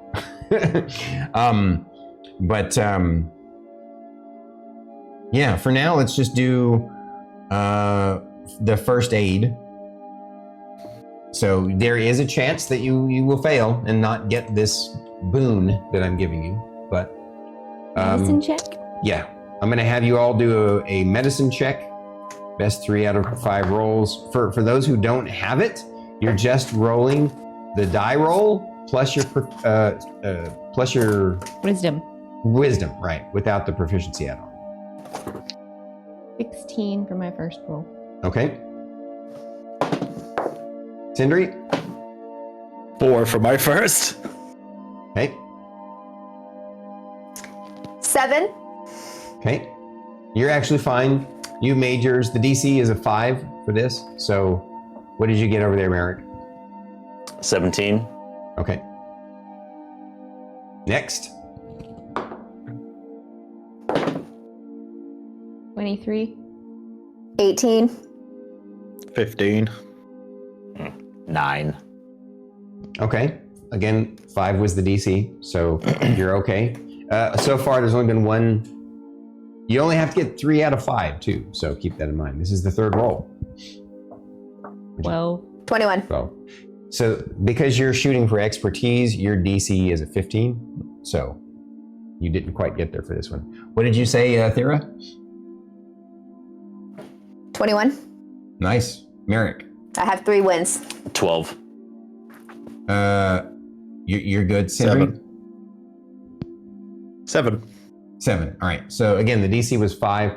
So what'll happen is then you guys will. I think that was 3 for all 3 of you, right? Or no. I think Sindri needs 1 more, right? Yep. He has 2 more chances. And so does Shae, I believe.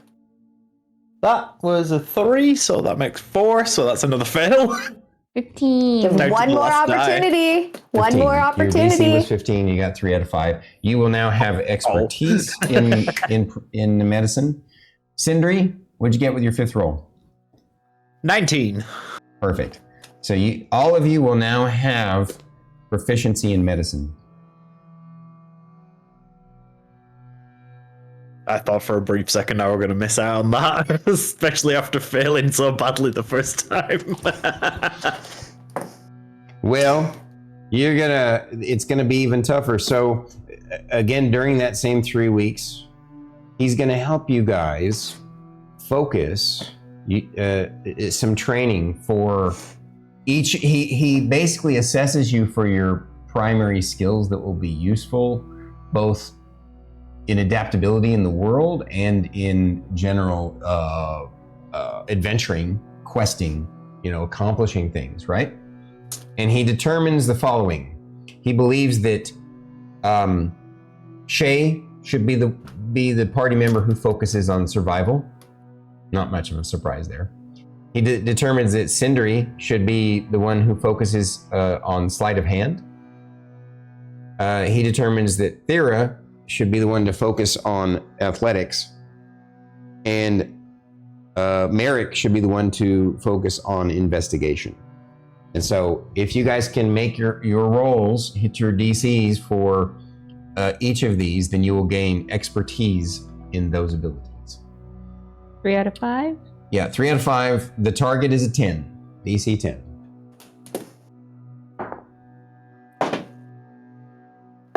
14 for my first roll.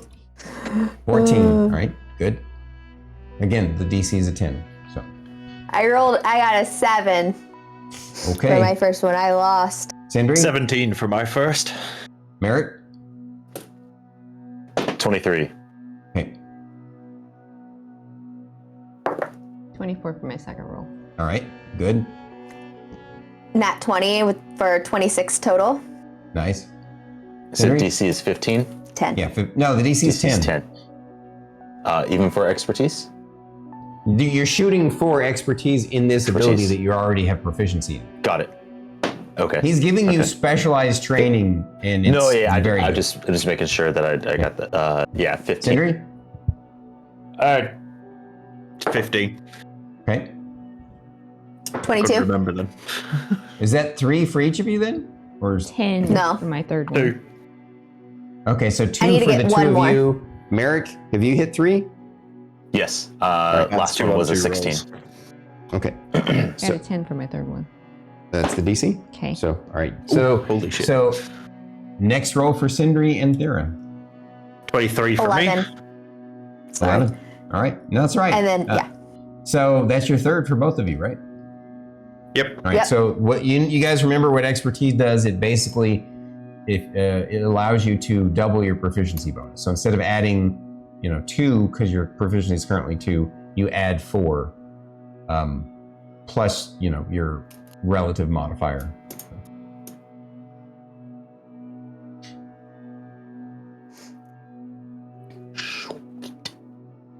So now, and this, just to be clear, this specialized training was only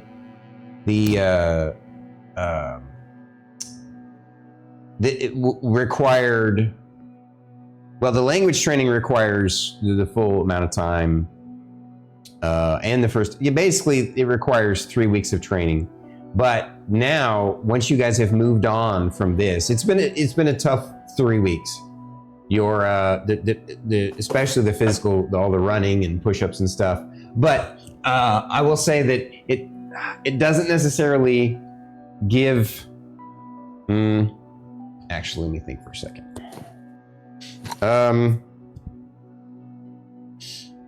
Because of the physical training, I'll say that all 4 of you, well, obviously, for those who didn't already have proficiency in athletics, you now have proficiency in athletics. For Thyra, of course, her specialized training gave her the expertise in athletics. So sadly, she doesn't get anything for being good at what she was already good at. Sorry. But yeah, I get that.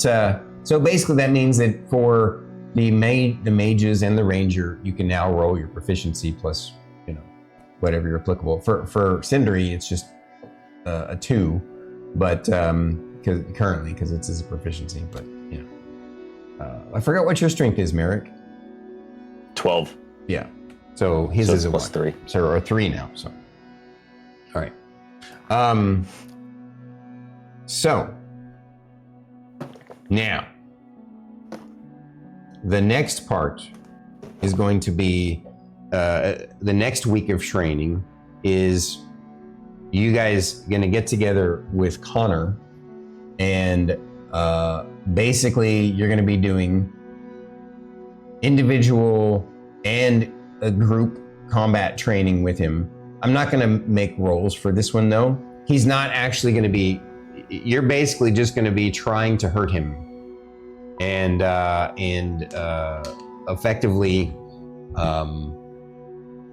he's gonna hold back when he returns, just so that you guys feel the danger of it, if that makes sense.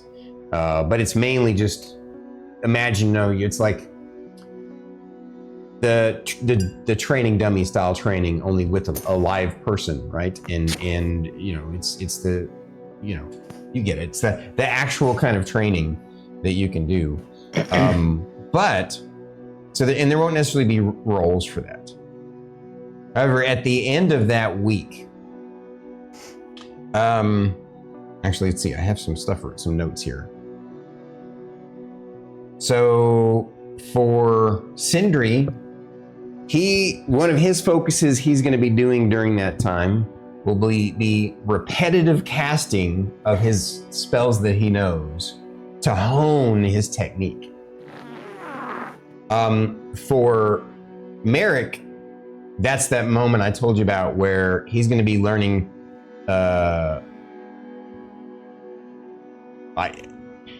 He's going to be learning effectively 6 spells, which we've already chosen.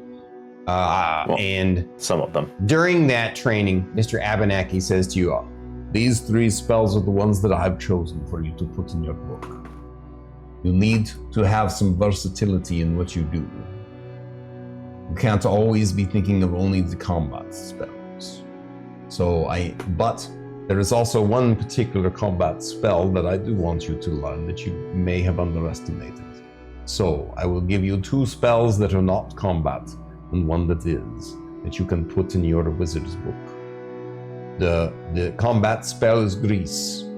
This is an incredibly effective spell, even though it is underestimated, because it can be used against moving targets coming towards you to make them slip and fall, especially if they're coming down a slope. Furthermore, on top of that, you can target an opponent's weapon and make it slip from their hands, effectively disarming them, assuming you're fighting someone with weapons. So there are many creative applications for this spell. For the non-combat spells, you need to be able to identify magical items in the future. So I will give you identify, and finally, even though one of your crew members is an elf and only needs to effectively rest 4 hours per day, you should take the alarm spell because it will be extra useful in certain situations to protect you and your team while sleeping. And so he gives you those spells. And then for Thyra, you're going to be honing your combat skills with sword and shield. Of course, your shield, and practicing your rune skills, your rune carving skills, obviously. And Shae, you're gonna need more combat training to boost your confidence. Although Mr. Connor was very impressed with your with how you've handled your training.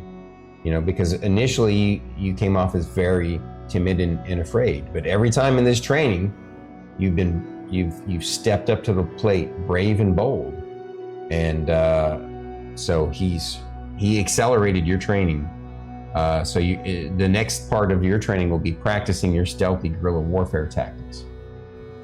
And so ultimately, you guys spend a lot of time practicing. It's really neat because Mr. Abenaki has out in his backyard, he can set up these fields, these training areas for you guys to do all these different things effectively. Like you can practice your guerrilla, you're hiding in the forest, you're hiding in ruins, all your different stealthy things and sneaking up on people. And Thyra can, practice against multiple targets and in combat, and so he has training dummies set up that can be manipulated by the phantasmal servants, and so she basically has to handle multiple target multiple target acquisition at the same time. And then like I said, Merrik is going to be learning his combat training is mostly just learning spells and practicing with them with his unique flair. Sindri, again, just keep honing his spells to a point so that he feels no fear and confident when he's activating them in the middle of a battle. And the week goes by and you guys feel strong and powerful. And so he tells you at the end of this, each of you is going to have to do individually a test. And he says, for each of you, we're going to create at Connor's behest and discretion. He's going to have me create individual terrains for a scenario, but all of you will be doing the same thing, the same goal, just in different terrain and different situations. The goal will be for you to hunt my danger monkey.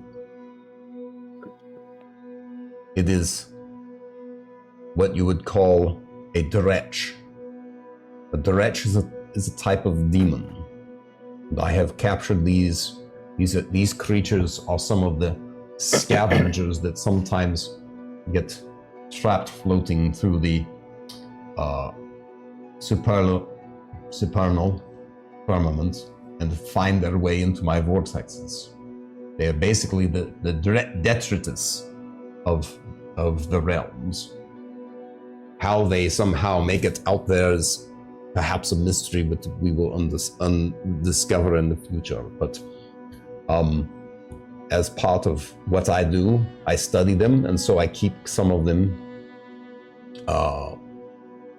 in my in a portion of my mansion to study and understand. Please understand, this dretch will not seem as that terrifying to you. It's basically looks like an ugly chimpanzee.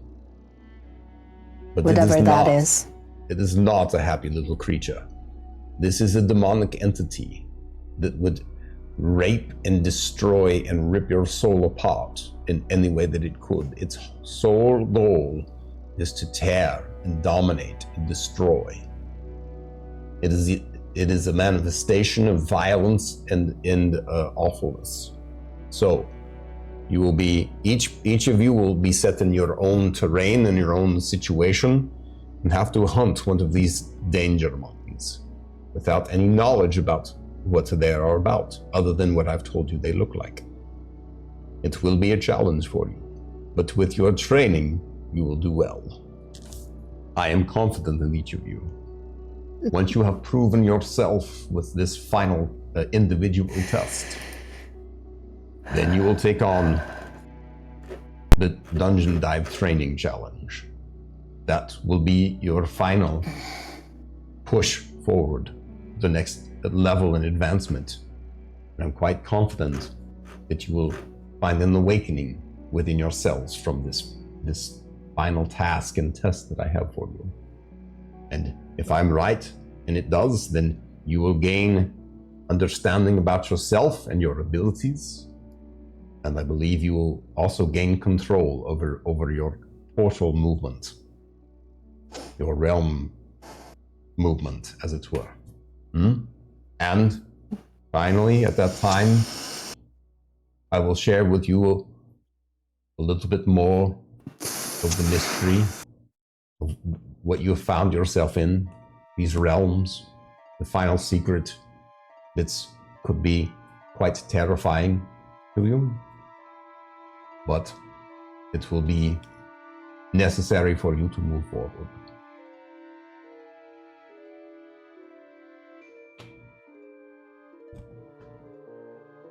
Do you have any questions? See you both over there trying not to break from the danger monkey. I had to cover him up at one point, and like I kid you not, guys. I had already planned to use the Gretch for this test before, and I was just amazed. Here, I'm gonna show you guys what a Dretch looks like. Let me find it. I already know. Well, all I have to say is when we're eating dinner, Shay's gonna be like, You fucked that up twice. What's a monkey? She's gonna ask what's a monkey. I mean, that makes sense. I mean, well, Thyra doesn't know what a monkey is either. There's no monkeys where it snows all the time. Just a question while we're out of character. Starkitty, would Shae want to have kept the dragon? The toy? Because obviously we've done the montage of weeks. I would have had to have maintained it every day. Let me find a better. Yes. Yes. Okay. She would come bring it to you Just at so dinner. we know that I've... Oh, and one other thing during the training montage, it occurred to me that would you guys have held off on her reading the journal, or would you want to have done it right away? I would ask Miss Thyra for her permission first. Oh, If she wasn't too tired. That is a dredge. that is horrifying. Yeah. A really ugly that- chimpanzee. How big is that thing? So it's technically, it's the size of a chimpanzee, so it's small. Depends on your perspective. Yeah, it might actually be a little bigger than him. That's a good point. Yeah, So, go ahead. if Shae came to Thyra asking about it, she would 100% do that for her. Okay. By the way. Well, since we're I mean, I've described what's going to have to happen next week, obviously, because we're going to have to wrap up here. We can do that role play right now. Would you have done it that same night, or would you have waited a little while and come to her later? Well, I would ask her, when with the journal in hand, like before we go to sleep. Miss Thyra, now that you can read, when can we have story time? Oh, I see. So you want her to read a little bit every night to you? Absolutely. Now That's that I can perfect. read. That's perfect. All right. So I'm going to leave it at a cliffhanger, and that way I can write up something really cool and special. I have in my mind what's in the journal. But I since you guys are going to this trouble of reading it like a story every night, I want to make something. Well, she's asking it as like a story because based on her interaction from her just reading the egg, she can only read for a small period of time. That's why she's like, story time? Right. Well, once you figure out that first night, she is actually able to read for a whole hour. So you guys work it out where reading through the journal each night, 20 minutes at a time or something, you space it out so that it takes a couple of weeks or whatever to get through it. I have no idea how many pages he's written in it, so. Yeah. Well, we'll say that it, working on it, I don't know, maybe close to the full hour, you guys can get through the whole thing in just probably a couple of weeks. And then out of character, would you guys have shared the details of it with the rest of the group? That's up to Shae. Yeah. Shae, you don't have to share this with anyone if you don't want to. And you could also, But never mind. these- Sorry, go ahead. But I do think it would be best if Merrik and Sindri at least have an idea. Oh, I'm sure they would want to know, especially Merrik. Mr. Merrik would want to know. And then my other question, as I'm reading, would you like to write it down? Yes! That's the other reason why she thinks it would take some time, because she wants to. True. If you're going to translate it, transliterate it, absolutely. Because Mr. Merrik would want the translation. So you would have asked Mr. Abenaki for a notebook to write it all in, and sure enough, okay, perfect. So you're going to transliterate it, and perfect. Awesome. Transliterate. That's a word. No. It is now. No, two things. seriously, guys, transliterate is a word. Look it up. Typically, I think I'm using it at a constant. I'm actually using the word wrong, but transliterate means to, like, when you translate something, but you don't actually translate it literally. Oxford Dictionary says, write or print a letter or word using the closest corresponding letters of a different alphabet or script. So actually, I did I nail did that it. with the I Norse had it runes correct. then. That's what I did So for that. the reason I know that word is, oh yeah. All right, so Fate, you had a question. I'm sorry. Yeah. So if I remember correctly, with the spells that I would be learning, 6 total, 5 from level 1 and 1 from level 2. Correct. Is what you'd mentioned last time. Okay. Right. And obviously, you're picking 3, so 2 of them are first level, and 1 of them that you pick is second level. Mm-hmm. And then, if you want to just, I mean, at these low levels, I don't think there's any spells that are going to be an issue. So, if you feel like there is, then DM me. But more than likely, it's not an issue. I've already picked them. What was that? Yeah, I've already picked them. I've already snagged them. Okay. With the exception of level 2, because I'm not high enough level to actually add it to. Right. But I know now, obviously, the spell I'm hard taking. part is each time that you go into some sort of training or combat, or something that we have, like when you're going to hunt the danger monkeys or monkey, you need to pick which spells you're using for that day, which is going to be the hard part. But yeah. And then the second thing is during these weeks, Merrik will approach Thyra and be like, mind if I just take a look at your sword? Sure. Cool. Would you want to be there when I ask Abernathy? Oh, yes. Yes, I do. so, do you try and hand him the sword? No. Well, he asked you to look at it. So you're just show it to him in your own hands? Yep. Okay. So do you try and take it from her, or you just try and look at it? It's not smart to take it from this woman. So, at the first opportunity that I would identify, I will cast Identify on it. You cut out. I'm sorry. Could you say that?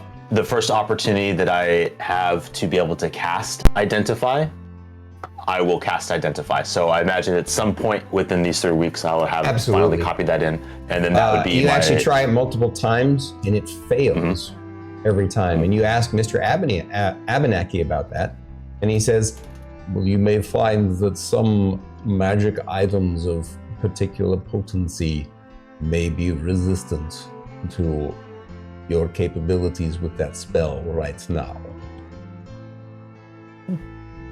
I will also then try to cast Detect Magic, knowing that it's already a magic sword, now kind of focusing on it and trying to understand it. I understand I may not gain anything, but that's his process. Sure. And then the one thing that he requests is that he gets a long I just asked her, do you mind placing it? I don't want to touch your thing. You look like you might kill me if I do. Pause. I'll lay it down, and then he'll trace around it, so he has a life-size drawing of the sword. Okay. And then he's making notes along it. So if you were to look at it, you'll see life-size version of Raven's Edge with notes, aspects of understanding or not understanding, just kind of like a, like someone's textbook that they're writing in. Okay. And then at some point, Thyra will bring Merrik. It'll be the knock on the door. We're gonna go talk to Abernathy about my sword now. And then she'd just walk towards Abernathy and just hope you tag along. Well, the thing is if you would have done it like that, it would mean that you're doing it outside of the quote unquote work hours. And you guys have a hard time ever finding Abernathy outside of the work hours unless you set up to meet him. I guess I'm assuming that that's the way you did it. Okay, so yeah, he agreed to meet you that evening after dinner in the library. So you meet with him to. Yeah. So, what questions do you have, my friend? You keep calling this thing my pet. I would like clarification. Well, you have what you have there is a sentient magic item. I believe it is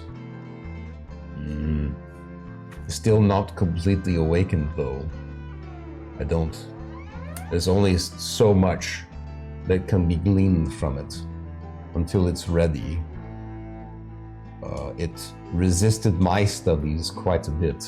So I think that you will find that your own studies might prove difficult as well. But for now, I don't think that it is a danger. But I do believe that at some point, once it awakens, it seems to have bonded to you, Thyra, in some way. Yes. In some metaphysical way. And so I believe it will awaken as you awaken, as you grow in understanding and capabilities and experience, so too will it. It's more than just an artifact, it's a relic that is tied to the person that bonds with it. Who can say what sort of forces created such a thing, how it came into being? I am quite curious about it, but I am confident that even with my knowledge and understanding and capabilities, that I will not be able to uncover this mystery until you have grown yourself a bit more and understand it yourself a bit more. And then perhaps I might be able to answer more questions, although I suspect that it might answer any questions that you need at some point in the future. Merrik, do you have any magic-related questions? That's why I brought you here.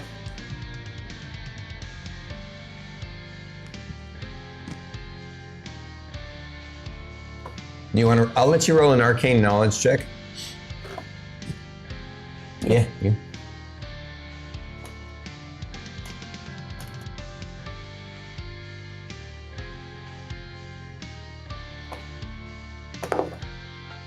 I mean, I wish Sindri would come. 24. So you definitely have heard stories, and you remember in the short time that you were at the academy, you were intrigued by a book you picked up in the library about mythological weapons, and you've heard stories about that there are rare instances of either that are not completely understood, but there are sometimes magically enchanted items that have sentience, whether they've gained it, whether they've been given it by a wizard or a deity, or whether they somehow are just an anomaly and are born a unique life form. There's not enough knowledge known. They're ultra rare. Most of the time, though, the stories are kind of dark and scary, because usually sentient artifacts like this will have a kind of a specific purpose or mission or goal that they hold to, and they'll try and dominate their owner to follow that.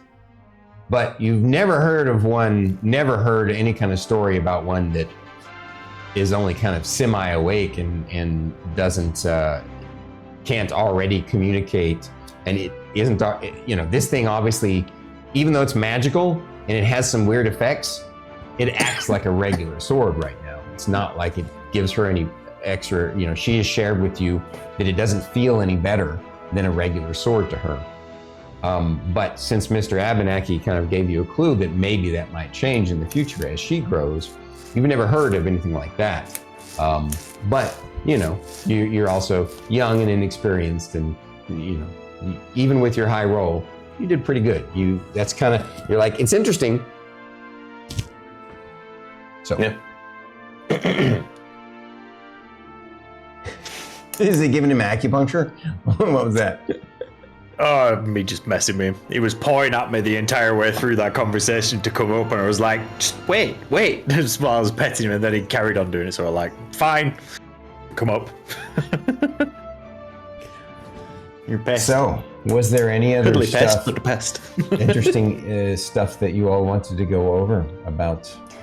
Also, by the way, during all this training, your owl echo proves very useful in multiple different ways. You figure out ways you can use him to scout. You figure out ways to use him to extend your vision. of course, the really handy thing of him sitting on you so you can have dark vision is cool. He's always there as a friend and comforting. And during moments like you did at that first physical training, he's great at comforting the rest of the team. And, unless any of these characters have a problem with birds, which I don't think that they do, during this time, everybody comes to really love and respect Echo. And they all inside, they may not share it yet, but a little bit inside, they respect you because you're showing compassion with Echo to have him comfort them in some way. A little bit, in some ways.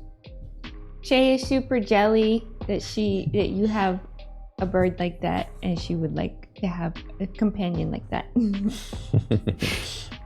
Does she voice that?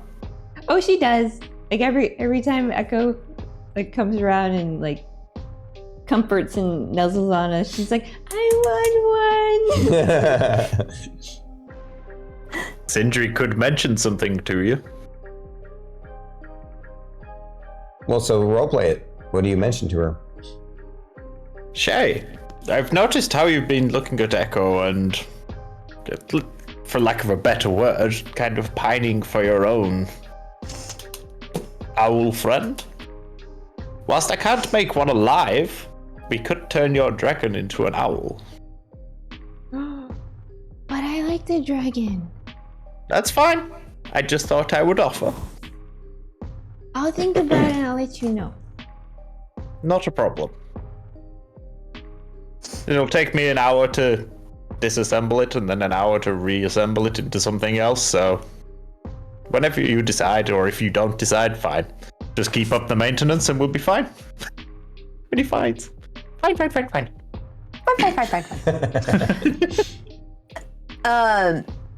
At one point after this conversation with Abernathy, Thyra is gonna gather everybody into one of the to discuss her sword further. Because there's a couple of things that she hasn't mentioned out loud. Naboo. Huh? Oh, okay. Oh, hurry up, Toilet break. Naboo. no, it's all right. The pet, we understand. It's okay. We can entertain the troops while he's gone. He's got a toddler he's got to take care of. Yeah, I know. He's a baby. Hold that thought, though. I'm super enticed by what you're doing, what you're saying. Ruining the RP moment. Jeez. Hi, Never Tilted. Also, guys, just so you've been is for Never Shot. Yes. Do you have a command for him?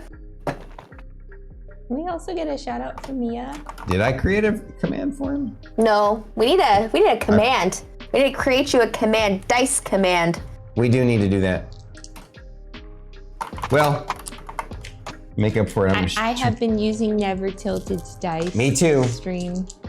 Honestly, I really like the way they roll.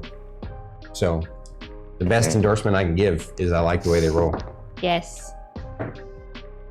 They are super nice.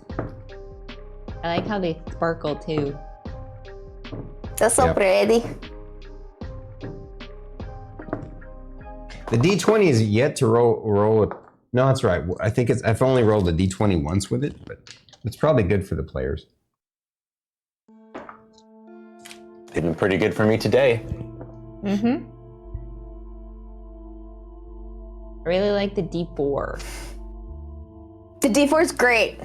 It is. Very different from... It's not a caltrop. Yeah. Although I still don't think I'd want to step on it barefooted.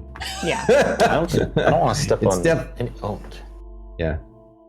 Oh my God. Never Tilted loaded Stormy's dice. I wish that were the case, because it feels like the D20 anyway kind of rolls a little low. Well, I say that, and then it goes a 14, 17, 15 in a row. So I am wrong. It is perfectly balanced. It just doesn't roll a D20 very often. Also, the coin. There he goes. The coin. 17 and a D20. The coin is really nice. Yeah, the coin is cool. Oh, yeah. I haven't had a chance to use it yet, but I dig it, dude. Yes. All right, the RP. Back to the RP. Who? Druid, you were saying? Sorry. Hold on. Let me hide chat. Keep my chat. We'll be back in a sec. Or a bit. Not a sec. Something I haven't talked to you guys yet about the sword. Your talking sword? It doesn't talk yet. Oh, I thought it talked. No. Oh. But I do feel that it really likes the taste of blood. It's a sword. Interesting. Doesn't swords like fighting? In the room, when you saw me in my little memory, you saw that I was fighting that drake.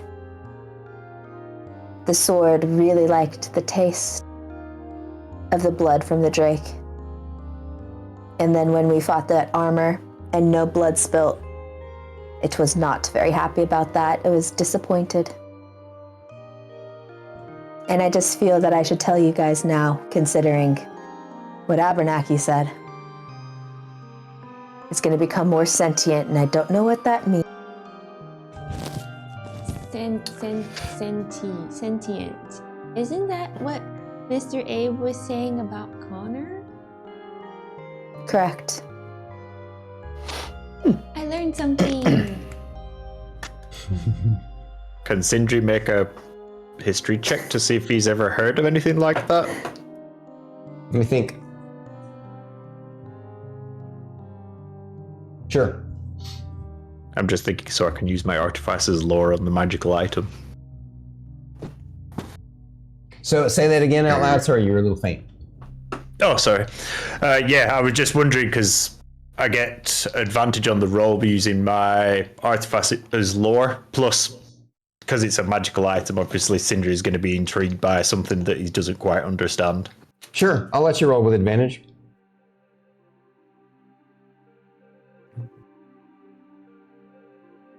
Well, it wasn't a good roll with advantage, but 17. No, that's good. I don't know why you think that's not a good roll. I was hoping for better on the actual roll. No, for sure.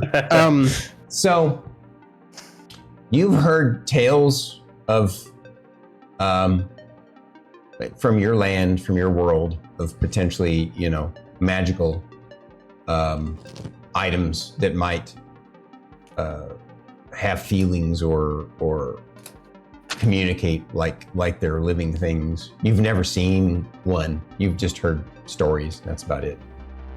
Okay. But I know specifically like what happened to the users or anything like that, or just know of them. Yeah, no, your roll wasn't quite good enough to have, because it has to do with how rare, like they're going to be rare from different worlds. And so from your world, it's even rarer. So the stories about it would be rarer. That's fine. Yeah.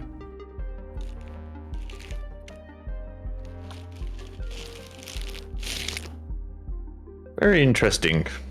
I don't know much about it. I've heard about swords like this, but what you're saying is not exactly comforting. It is not. No. Let us know if it feels... Go ahead. Go ahead. Jinx. Sorry. Player kind of shown through there.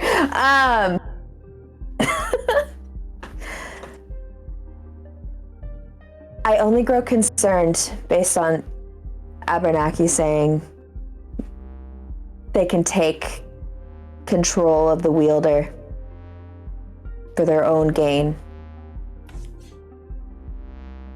If that happens, destroy it or kill me. I don't want to be taken over. We'll do our best. That's all I ask. I don't want to be ruled by anyone, let alone a sword. On that note, I assumed you would anyway, but because you're aware of the potential danger of it, but if you start feeling any sudden changes, or you start, as Shae may have put it, if you start hearing the sword, definitely voice it. Oh, I will. So, question. Well, not necessarily a question, but I was thinking about what you said and how the sword. You said the sword likes blood. Have you tried eating it a drop of your blood to see if it does anything? It's when I first pulled it from the mirror. It had the first taste of blood it had was my own.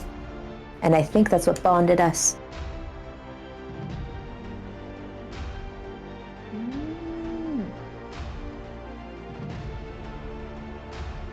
That's So by just the way, my real own quick, personal as theory. you're having this conversation with him, do you have the sword there with you? Yes. Okay. Because it's with me all the time. Right. It doesn't. You're not feeling any kind of cell phone vibrations from it. It doesn't seem to be reacting to this conversation at all.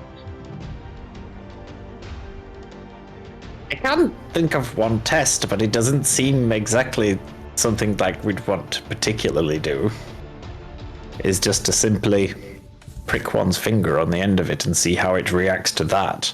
Someone other than yourself, because obviously, like you say, it may have bonded with you and know your blood. Because then we could see how it reacts in a controlled environment. Does that sound like a good idea? What did you say? I said, oh, like an experiment. All I saw was the... Cast distraction. Shae does this when she's nervous or when she's kind of excited about something. no in between. Merrik, Nervous you or notice excitement. that Echo, whenever she has the sword near, he always kind of goes to the opposite shoulder, away from it. It makes him a little bit nervous. You feel a little bit of nervousness from him. Not outright fear, but just a little bit of nervousness. Like he senses, like an animal can sense danger, kind of thing.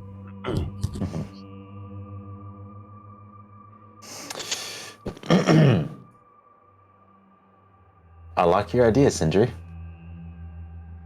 She pulls the sword out. I suggested it, so I suppose. And I will prick my finger on the end of it. Enough to just make it bleed a bit from my finger. Nothing So too you're harsh. just holding it and you try and prick your finger on the end of it? Yes. As you kind of, you're a little nervous about it, so you just kind of touch the blade first. It's really cold to the touch, like you'd expect, but almost unnaturally cold. And it looks incredibly sharp. And so you're careful to try and poke just the end.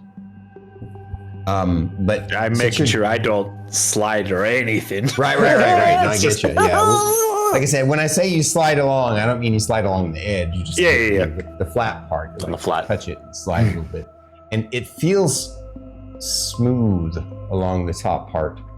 And then you get your finger, and you're all watching with bated breath, and he tries to prick his finger right on the point, right on the end, and as you're actively trying to poke it, it's weird because it feels ultra dull. Like you push down and you're like, I can't. You keep showing your finger like, it's not doing anything. That's strange. This is kind of strange. Like I'm actively pushing, and this is not. It feels dull. It doesn't even feel sharp. Yeah. It looks sharp. Oh, I'll be honest. I didn't want to touch it when I actually got a closer and look at it, but like I'm saying, I'm not feeling any sharpness to it. Do you do more than just poke the end? Do you now run your finger along the edge? He's still wary enough that it's a magic sword that's sentient. Merrik is all over this now. He's like, You know, perhaps if it's bonded to you, you may not have any malice towards Sindri, unlike that Drake. You try to touch it.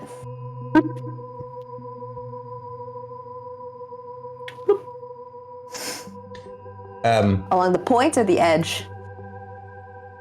Yes. Along the pointer, like he did? Yeah, I'm gonna touch the tip You're too. gonna touch the tip? You're gonna touch the tip. Just the tip. Just the tip. So Yeah. the tip of your finger to the tip of the sword, tip to tip. You give it a little poke. Because we're You sword give it a little fighting. poke. Okay. God, someone's gonna clip this. I fucking know it. All right. And again, since she's just holding it, and you're the one poking it, nothing happens. May I make a few suggestions? Sure. Okay, first and foremost, do you mind setting it down? She hesitates for a second, to long enough that you notice, and then she sets it down. Don't be mad. I tilt it up on its edge, so it's not laying flat, so it's upright. And then I'll just a little bit on the edge of the blade. Okay. Before you do that, I have to retcon one thing I forgot to say earlier. Earlier at the very beginning, when we did the training montage, and you went to get your sword that you'd left behind, I meant to say this, but we got caught up in the role play. It was funny. When you grabbed the sword to take with you, it vibrated in your hand as if it was excited and irritated at the same time. Like you felt like, how dare you not take me with you anyway?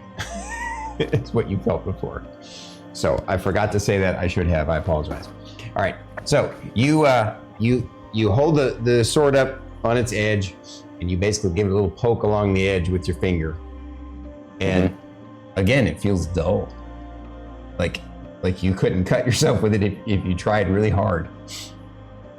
Like the backside of a butter knife. Okay. I pull out my dagger. She reaches down to go pick up the sword, just out of instinct. And I will prick my finger with my dagger, knowing that it's drawing blood. All right, you take a point of damage and prick your finger. And then I'll run it along the flat of the blade. So he smears his a little bit of blood on the flat of your raven's edge, and it just smears along it. You do notice one thing interesting though.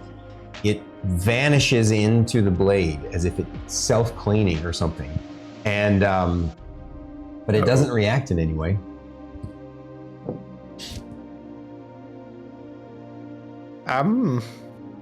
That's... Looked like it drank the blood just then. Doesn't fill me with confidence. Definitely absorbed it. Absorbed, drank. Same difference. Valid. Either ways, it took in the blood. Merrik pulls out the big old scroll and just starts making the notes of everything we identified. So during this time, you guys revisit this a few times, but you don't really come up with any new theories. You discuss it with Mr. Abenak, and he says, That was quite brave of you and probably pretty stupid, but it worked out all right. Oh, she doesn't want to talk to Abernathy about it. oh, okay. So you don't talk to Abernathy about it. No. You guys are experimenting on your own with this. Okay. All right. Even though you don't go talk to Mr. Abenaki about it, one day he comes to you all and says that to you and says, Your experiments with the sword might have been rather stupid, so be careful. You might be putting yourself in danger. Well, nothing ventured, nothing gained. But it does have a taste for your blood now. Does it? Well, it took it in. It took all of it. All of it. Did anybody else? I feel like only Druid took note of the fact that Mr. Abenaki said something without her having gone to him first. She's I took note of it. So something to think about. Really to let upon And this go. is a good spot for us to wrap up, for you guys to have stuff to think about until next week, when you guys get to do your individual combat training when you hunt the danger monkey dretches. Danger monkey. Yes. And no reading them in the book, guys. If you know, no reading them in the book. We don't need to. Stormkeep has one. There, sorry. Brett, I love you. We are at the tip of a breakthrough. All right. Well, my wonderful friends. There is a clip. Oh God. Thank you. Oh yeah. Who? Oh, it was Nice. Brett. No, don't Brett be sorry. clipped it. Besides, you're not really sorry. And we're not really either. Okay, guys. It's been a treat and a treasure and an honor. Anybody have any other things, any comments or questions before we wrap up for the night? Thank you, everybody, for hanging out with Damn us. this Thank you sword. for the follows, the subs, the resubs, the raids. You all are very much appreciated. We do love you. Don't forget, you missed it tonight. It goes up on the YouTube channel on Wednesday. Awesome, awesome. You were saying something about sword druid? What? Oh, I said, damn this sword. I think it already has been.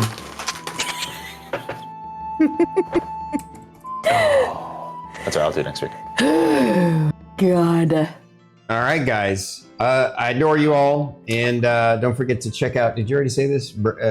Fate in Banana Tom's stream tomorrow, and then yeah. So we appreciate you all. We're gonna raid out to Love you Elkasine guys. tonight, since Sounds good. we just had him on the show on Bandwidth and Banter last night. Be a nice He's playing treat. Celeste. Playing Celeste. All right, guys. You all are amazing. And we're out here. See Catch y'all y'all later. next time. Love you guys. Peace out. Goodbye, goodbye. Goodbye, goodbye, goodbye.